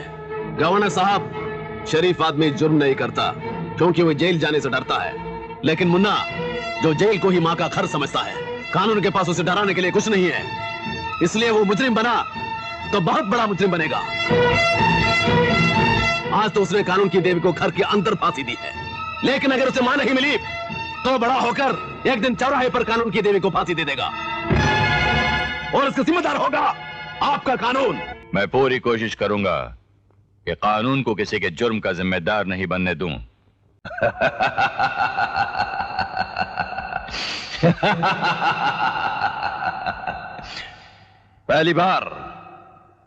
पहली बार इस गुंबद के नीचे तुम एक अच्छी खबर लेकर आए हो कि गवर्नर जीवा से जेल में मिलने आने वाले हैं। हो सकता है कि उसके बच्चे पर तरस खाकर वो उसे रिहा भी कर दें। भगवान करे ऐसा ही हो। जल्द से जल्द वो उसे जेल से रिहा करें और हम उसे इस दुनिया से रिहा कर दें।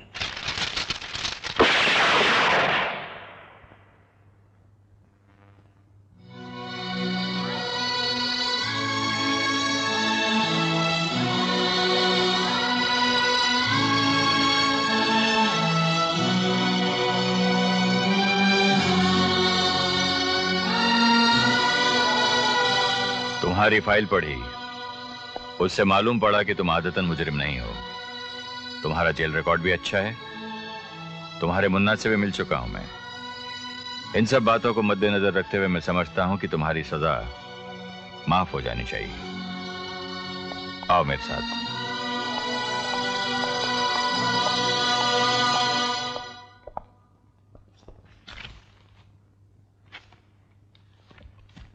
इस पर दस्तखत कर दो।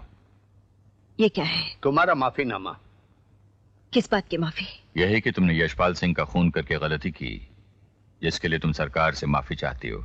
गवर्नर साहब, मैं माफी मांगने के लिए तैयार हूं, लेकिन इससे पहले जिस कानून ने मेरे पति के हत्यारों को बाइज्जत रिहा कर दिया था, उससे कहिए कि वो मुझसे माफी मांगे। कानून से मुझे इंसाफ मिल गया होता तो मैं यशपाल सिंह का खून नहीं करती। गवर्नर साहब, बदले की कहानियां इसलिए जन्म लेती हैं क्योंकि आपका कानून इंसाफ नहीं दे पाता। इंसाफ इसलिए नहीं दे पाता क्योंकि आपके कानून की देवी बांझ हो चुकी है, बांझ। नहीं, हरगिज नहीं। तो फिर दिलवाइए उन लोगों को सजा जिन्होंने मेरे पति के हत्यारों को माफ कर दिया था। सर, मुजरिम को सजा तो मिलनी ही चाहिए, चाहे वो कोई भी हो। तुम्हारे पति के केस की फिर से जांच हो, इसके लिए मैं पूरी कोशिश करूंगा। सर, इसके लिए भी इनको एक अर्जी डायरेक्ट सरकार के नाम से देनी पड़ेगी। वो अर्जी में बना लाया, सिर्फ आप अंगूठा लगा दीजिए। क्यों? अंगूठे से ही आदमी की पहचान होती है।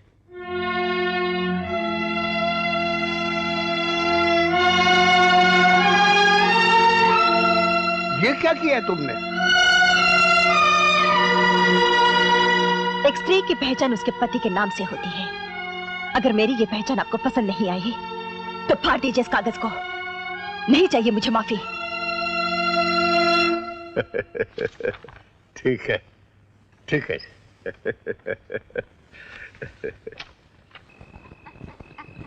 कपिल, गवर्नर साहब ने आज जो भी किया बहुत अच्छा किया। अब एक खुशखबरी मैं तुम्हें देती हूँ। हर साल की तरह इस साल भी बंजारे आए हैं। क्यों ना हम अपने टेंट में चलकर उनका डांस देखें? अच्छा, यानी कि खुशी भी है और जश्न का इंतजाम भी है। डीएसपी साहब, प्लीज।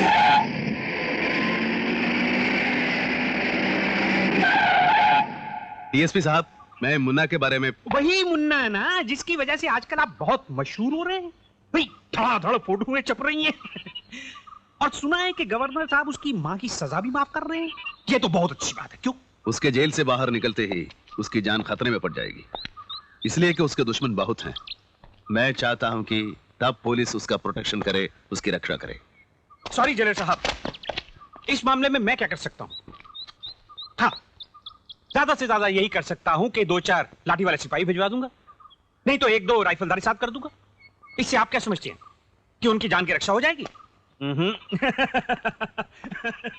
भाई साहब, आजकल तो कर्फ्यू में भी दुकानें लूट ली जाती हैं, जबकि वहां पे सिर्फ पुलिस ही पुलिस होती है। हाँ, और फिर आपके खूनी का बेटा कौन से सिकंदर की औलाद है? हाँ?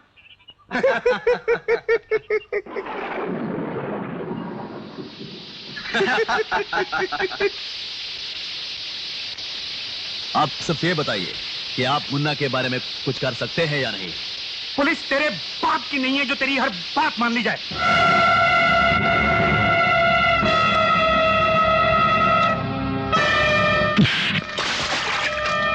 ये देश भी तेरे बाप का नहीं जो तेरी हर बात सह ली जाए। तूने मुझ पर हाथ उठाया? हाँ, आज इसी जगह पर मैं तेरी धज्जियां उड़ा दूंगा।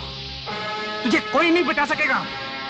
ना तेरी ये देशभक्ति, ना तेरा आदर्श, ना तेरी ड्यूटी, ना ये खंबा और ना ये तिरंगा। खबरदार जो तिरंगे के बारे में कुछ भी बोला। अरे पूरे तिरंगे की तो बात ही छोड़ो, इसके एक एक धागे पर जान लुटाने वाले कल भी लाखों थे और आज भी लाखों हैं। जय हिंद।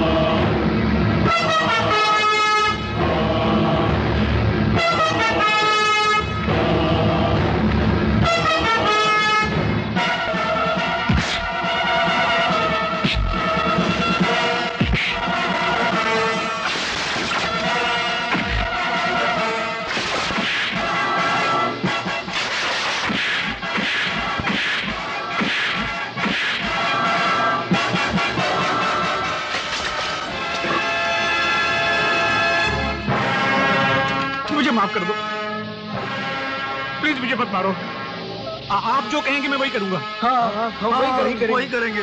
तुमने तिरंगे की शान में गुस्ताखी की है। ऊपर देखो। अब तिरंगे को सलामी दो।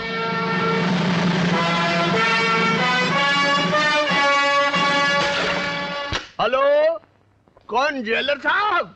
अजी आप तो जानते हैं कि जोर से बोले बिना दिल्ली तक आवाज नहीं पहुंचती, समझ गए ना? तो जरा जोर से बोलिए। लीजिए, गवर्नर साहब से बात कीजिए। तुम्हारे लिए खुशखबरी है कपिल।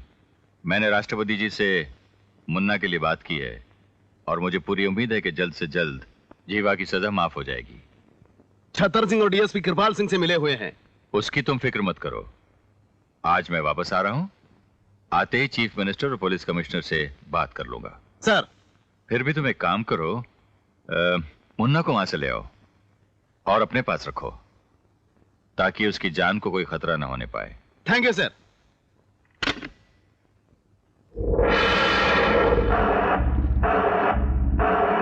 आज से हम यहाँ भूख हड़ताल शुरू कर देंगे। इस बार आप हमें रोकेगा मत। लेकिन ये सब किस लिए? मुन्ना के लिए, जीवा के लिए और उस नेता को सजा दिलाने के लिए जो राक्षस से भी ज्यादा कमीना है।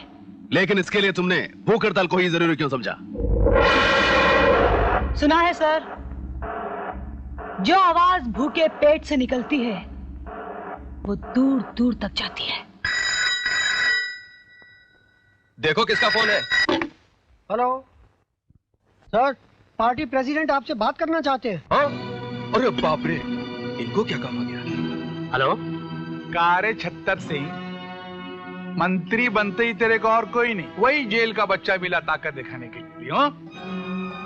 चोर साला, अपने तो बदनाम है ही, सारी पार्टी को ऊपर से बदनाम कर दिया। अरे वो बचवा तो जेल में पैदा हुआ, वो तो इस युग का किशन हो गया, किशन। और कंस तेरे को ही बनना था। कालू, तू कोई चंदा मामा नहीं है। चंदा मामा दूर के पुए पकावे गुड़ के और हम हाथ पे हाथ धर के बैठे रहे। तब देख रहे कलुआ, अगर तूने हफ्ता के अंदर अंदर ये एक्सप्लेनेशन नहीं दिया कि ये घोर अनर्थ तूने क्यों किया है, तो समझ ले तोहार कुर्सी हिल गई।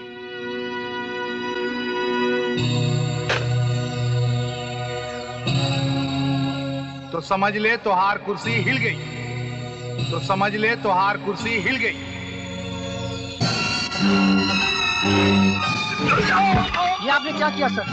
आप कुर्सी बैठिए, आप बैठिए सर, बैठिए।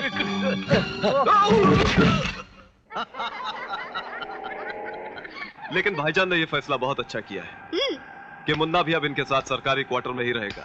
दूसरा फैसला ये किया है कि आप लोग भी हमारे साथ वहां रहेंगे। हम लोग भी?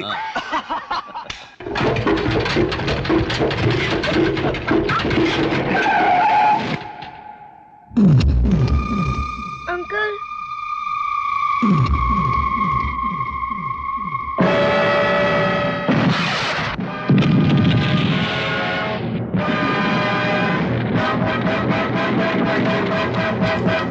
जाओ पीछे करो उन सबका।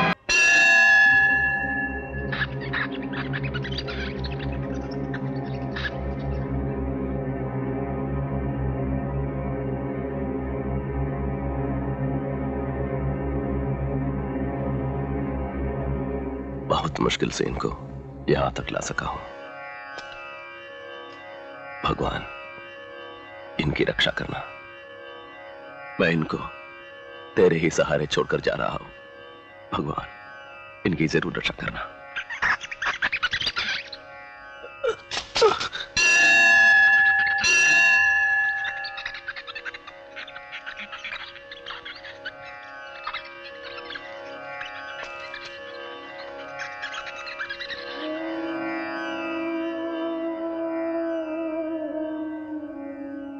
अंकल,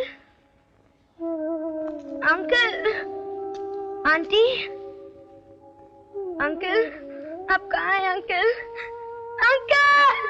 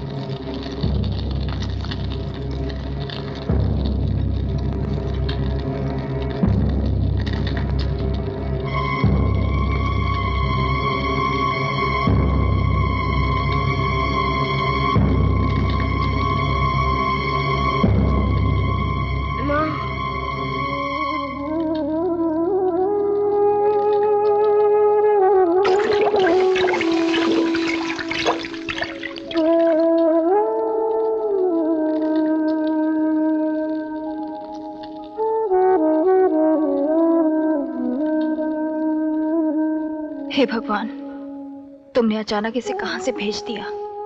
इसने तो ममता को जगाकर मुझे इतना सुख दे दिया जितना मुझे जीवन भर में नहीं मिला था।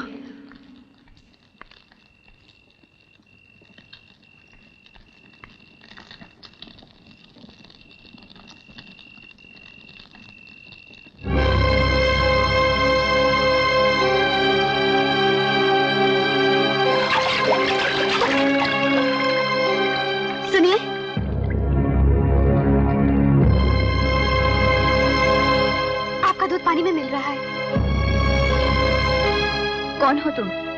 ये बच्चा मेरा है, मैं इसे ले जाने आई हूँ। तुम्हारा इस पर ज्यादा अधिकार है,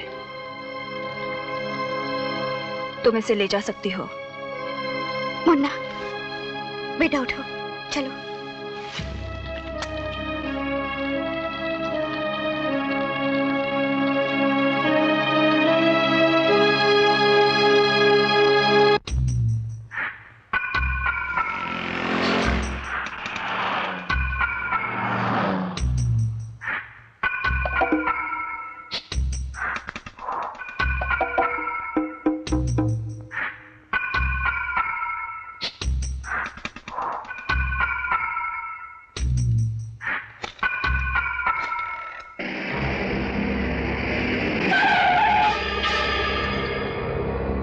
मैं जेलर कपिल दर्शन बोल रहा हूँ। मुझे गवर्नर साहब से बात करनी है।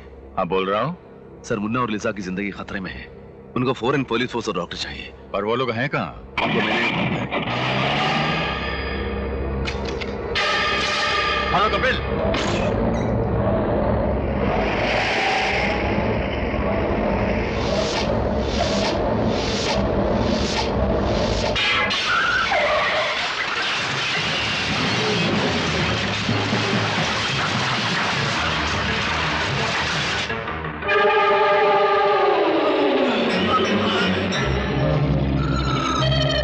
मैं तेरा जहन्नुम तक पीछा करूंगा।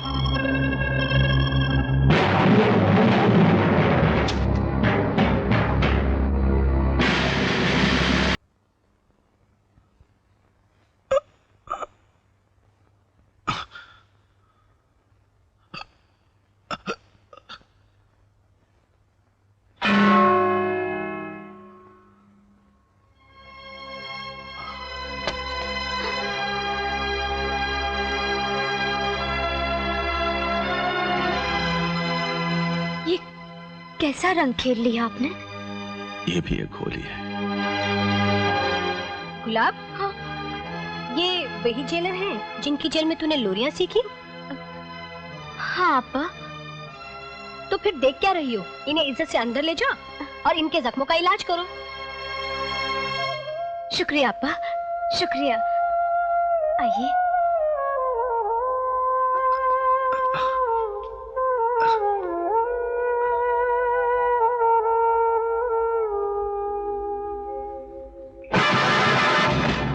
हुजूर, आपके पाँव में कहीं चोट तो नहीं आई? हाँ, लगी तो है, लेकिन उसे ठीक करने के लिए तुम क्या करोगी? शहर के सबसे अच्छे डॉक्टर का पता बता दूंगी हुजूर। क्या कोई आया तो नहीं था?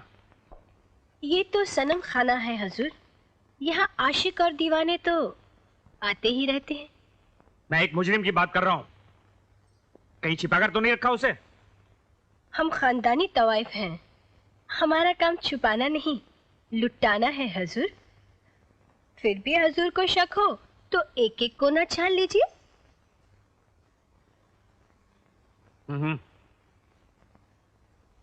चला। सर, एक बात मुझे अभी याद आई। क्या? ये मीना बाई है, इसकी छोटी बहन गुलाब बाई 6 साल की सजा काट चुकी है और वो कपिल सिंह की जेल में ही थी। अच्छा, तब तो वो उसे जरूर छुपाएगी सर, शायद इसीलिए वो सामने नहीं आई। गुलाब बाई! अगर चुपी तो गोली मार दूंगा। सर वो रही गुलाब बाई। अच्छा, तो तू है गुलाब बाई? हाँ, तेरे से नीचे नहीं उतरा जाता। नीचे उतर, वरना तेरी लाश नीचे उतरेगी, समझी? हम यहाँ हैं। अगर मुझे मारना ही चाहते थे तो गोली चलाने की क्या जरूरत थी? ये तो वो जगह है जहाँ लोग बातों के जख्म से ही मर जाते हैं। आदाब, मेरा नाम गुलाबबाई है। ज्यादा नजाकत मत दिखा, वरना आईने की तरह तोड़ डालूंगा। आईना तो बच्चे भी तोड़ देते हैं, लेकिन मजा तो तब है जब आईने में ऐसी तस्वीर डालिए कि आईना खुद टूट जाए। आदाब, मेरा नाम गुलाबबाई है। तू मुझसे जबान मत लड़ा। मैं बरसाती नदी की तरह हूं, मैं तुझे बहा कर ले जाऊंगा, तेरा नामो निशान मिटा के रख दूंगा। हुजूर, जिसकी जिंदगी दलदल में गुजरी हो और जिसने दलदल में तैरना सीखा हो, वो कभी पानी में डूबा नहीं करते, वो तो पानी पर दौड़ जाते हैं। आदाब, मेरा नाम गुलाबबाई है। अरे ओ गुलाबबाई, अगर वो जेलर मुझे यहां मिल गया तो तेरे गुलाबी बदन में इतने कांटे चुभेंगे कि जिनकी गिनती तू भूल जाएगी। जल्दी करो, पुलिस वाले इधर ही आ रहे हैं। हे भगवान, कुछ देर के लिए उन्हें वही रोक दो प्रभु।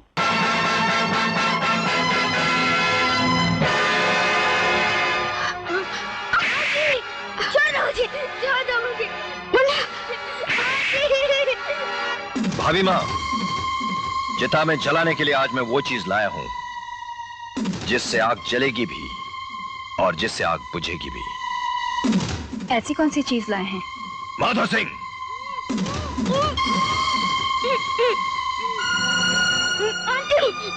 आपके दुश्मन जीवा के कलेजे का टुकड़ा। आंटी मुझे बचा लो। अब वो समय आ गया भाभी माँ, जिसने आपकी सुहाग उजाड़ दी थी, आप उसकी गोद सुनी कर दीजिए। जला डालिए इस बच्चे को इस चिता के अंदर। मेरी दुश्मनी सिर्फ जीवा से है, इसे छोड़ दीजिए। मगर आप ही ने मुझे संदेशा भेजा था कि जीवा की गोद सुनी होनी चाहिए। वो मेरा पागलपन था। अगर ऐसा है भाभी माँ, तो जरूर आपके सिंदूर में मिलावट होगी। कृपाल सिंह, जब हमने जीवा को क्षमा करने की बात आपसे कही थी, तो आपने हमसे कहा था जाओ जाकर चूड़ियां पहन लो। तब हमने इसी चिता के सामने सौगन खाई थी, और आज उस सौगन को निभाने का वक्त आया तो आपके अंदर ममता जाग गई। इस आग में भाई यशपाल ही नहीं, मेरी जिंदगी के 7 साल तक जलकर राख हो चुके हैं, और अब आपकी अंधी ममता को भी इसी आग में जलना होगा। आंटी, आंटी, मुन्ना, इसे कुछ हुआ तो नहीं? तुम ठीक हो ना? बच्चे को जल्दी से लेकर चली जाओ। Thank you.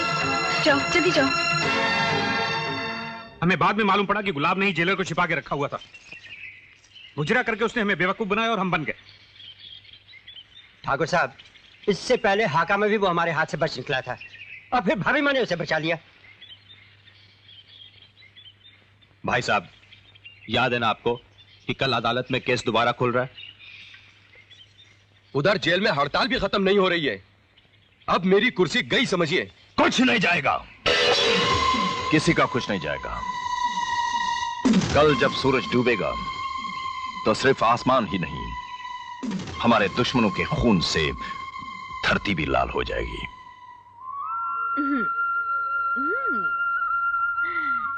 मुन्ना,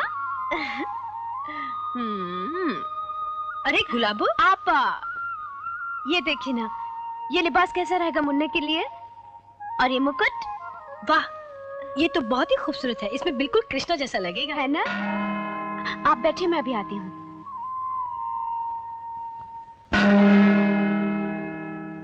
ये गजर किसने बजाया?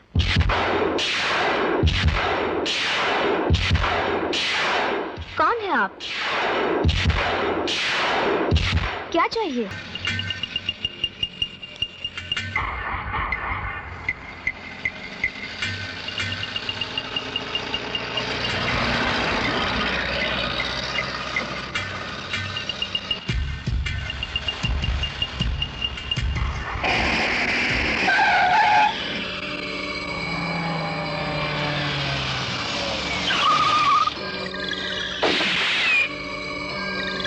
तुम उधर संभालो, मैं इधर देखता हूं।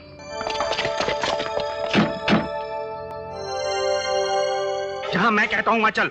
जीवा अब सरकारी अदालत में नहीं, कृपाल सिंह की अदालत में पेश की जाएगी। नहीं सर, हम ऐसा नहीं होने देंगे। क्या?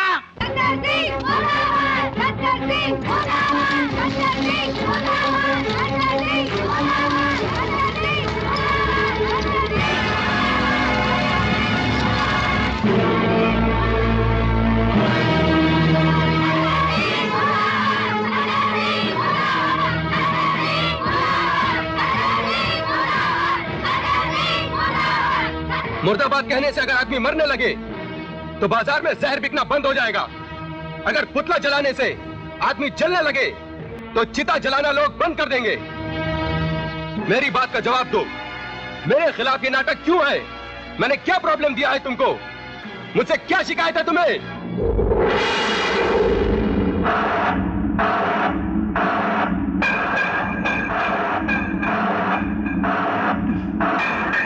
शिकायत तुमसे नहीं है छत्तर सिंह,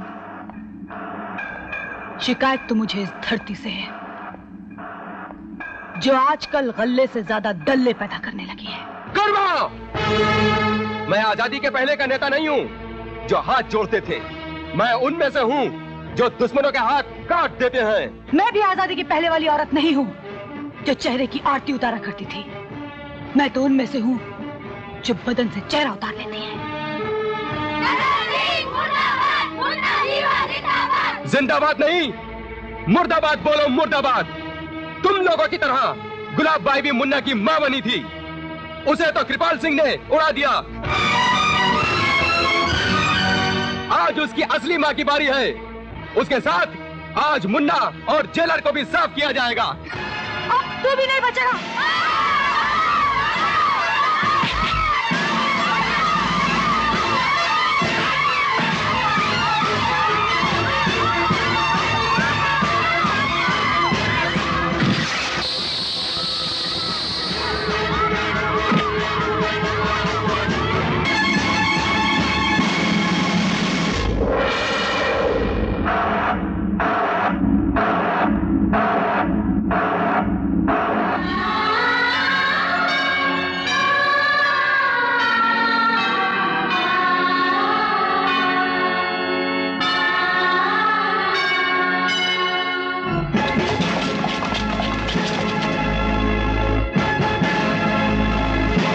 मंत्री जी का मर्डर किसने किया? मैं पूछता हूं, मंत्री जी का मर्डर किसने किया? बोलो, मंत्री जी का मर्डर किसने किया? मैंने मारा है, मैंने मारा है, मैंने मारा है, मैंने मारा है, मैंने मारा है, मैंने मारा है।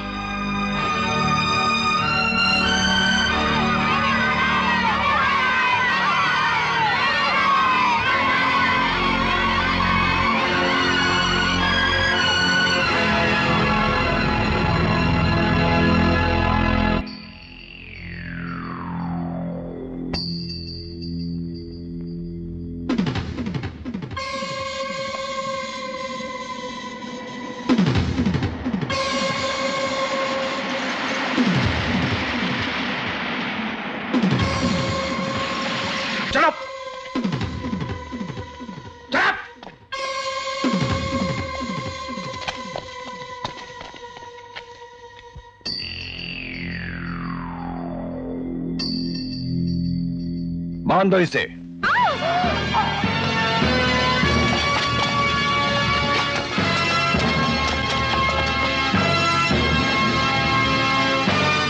जीवा, मेरे भाई यशपाल सिंह की चिता है ये, और ये वही जगह है जहां मैंने कसम खाई थी कि इसी चिता की आग में तुझे जिंदा जलाऊंगा।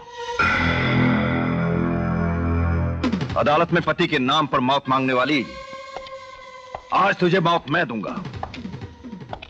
तुझे इस आग में जिंदा जलाकर मैं तुझे सती करूंगा। जालिम आदमी बहुत कंगाल होते हैं, वो मौत के अलावा और कुछ नहीं दे सकते। लेकिन मैं उनमें से नहीं। एक मौत की सजा तुम्हारे लिए बहुत कम है। मैं तुम्हें एक साथ कई मौतें दूंगा। सती करने से पहले विधवा को सुहागन बनाया जाता है। डाल दो इस पे रंग।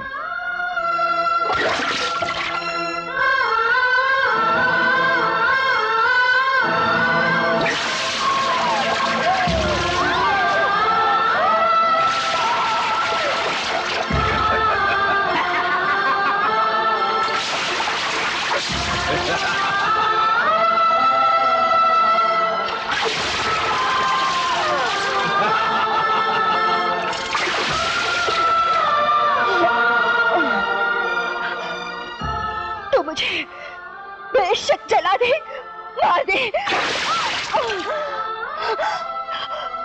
लेकिन एक विधवा के साथ ये अन्याय मत कर, ये अन्याय मत कर।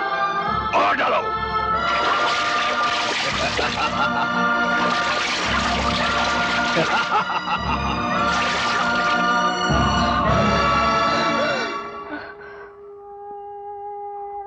हे धरती, तुम माँ की छाती की तरह क्यों है? कितना अच्छा होता कि माँ की आंचल की तरह होती, तो आज मैं तुझ में समा जाती, आज मैं तुझ में समा जाती।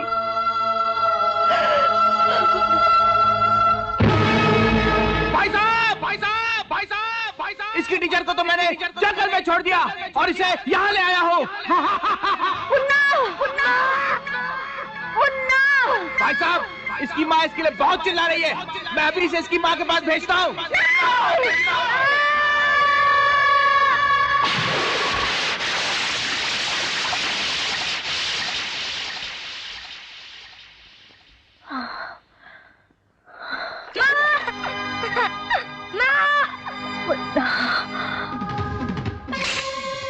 हसिया से काटी थी ना मेरे भाई की गर्दन, हाँ? अब मैं तेरे बेटे की गर्दन इस तलवार से टुकड़े कर दूंगा। नहीं, मैं ऐसा नहीं करने दूंगी। करो कोशिश। ना तू पहले इसे तोड़ पाई थी, ना अब तोड़ पाएगी। पहले एक विधवा पत्नी कोशिश कर रही थी, जिसे तुम देख रहे थे। अब ये माँ की शक्ति देख। तो दिखाओ माँ की शक्ति, दिखाओ।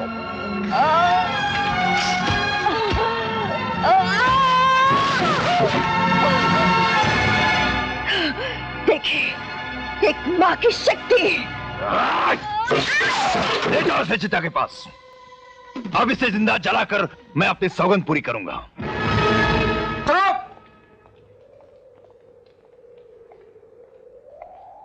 अच्छा हुआ आप दोनों आ गए। फांसी के वक्त भी आप दोनों मौजूद रहते हैं। डॉक्टर साहब वक्त बताते हैं और जज साहब उंगली उठाकर जेलर को इशारा करते हैं, फिर वो फांसी पर लटकाने का हुक्म देते हैं। वो मौत का तमाशा तो आप लोगों की मर्जी से होता है, लेकिन आज की मौत का तमाशा मेरी मर्जी से होगा। भैरव!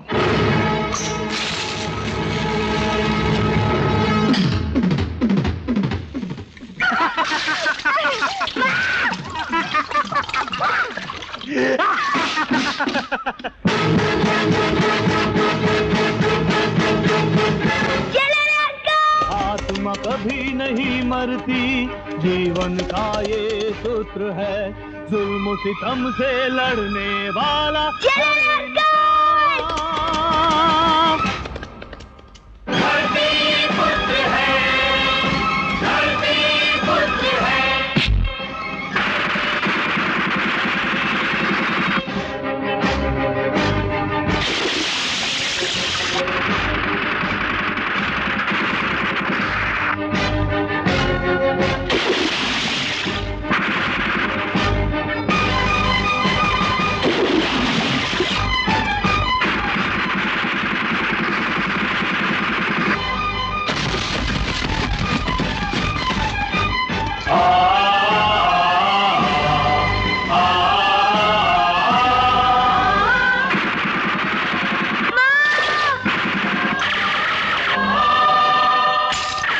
लोग अर्थी कांधे पर उठाते हैं, लेकिन मैं तेरा कफन कांधे पर लाया हूं। हाँ कृपाल सिंह, यह है तेरा कफन।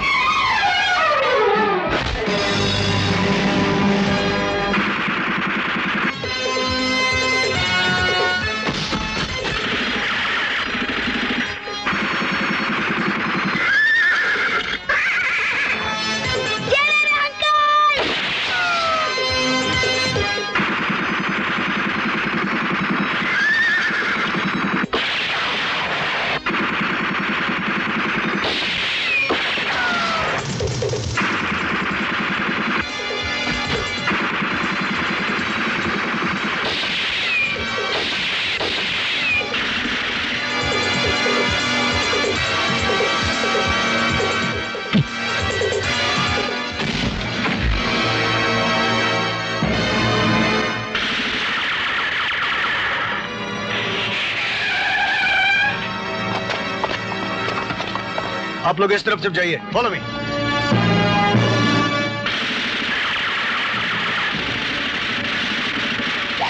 महिपाल,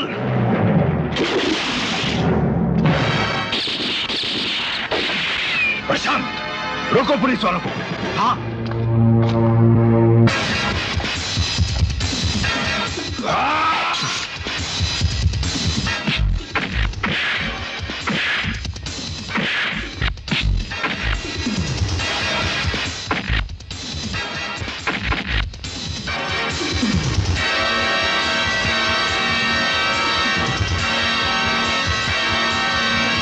कोई बच्चे को बचाओ, कोई बच्चे को बचाओ।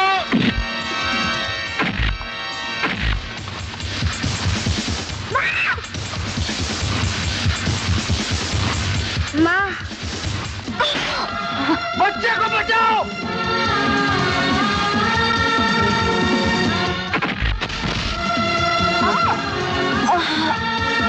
Save him!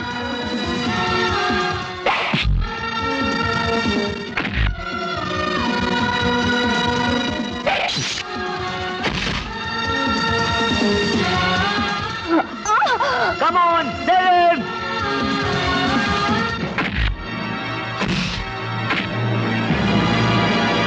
Jailer, Kripal Singh जिंदा रहा तो बच्चे को मार ही डालेगा।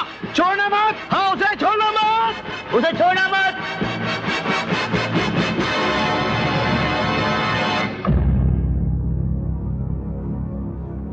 कृपाल सिंह, गुलाब बाई और अनवर खान के खून के इल्जाम में दफा 302 के तहत मैं तुमको सजाए मौत देता हूं।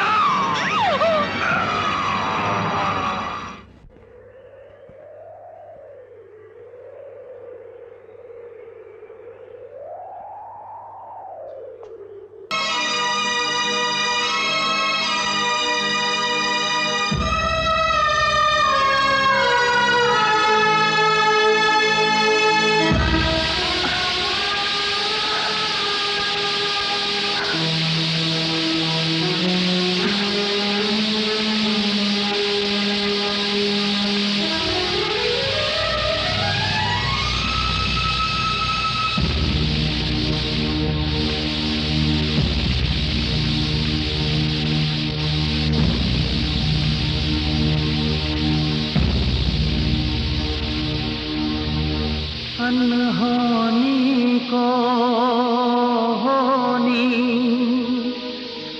करके दिखाओ तो होली है। नदी के दो किनारों को तुम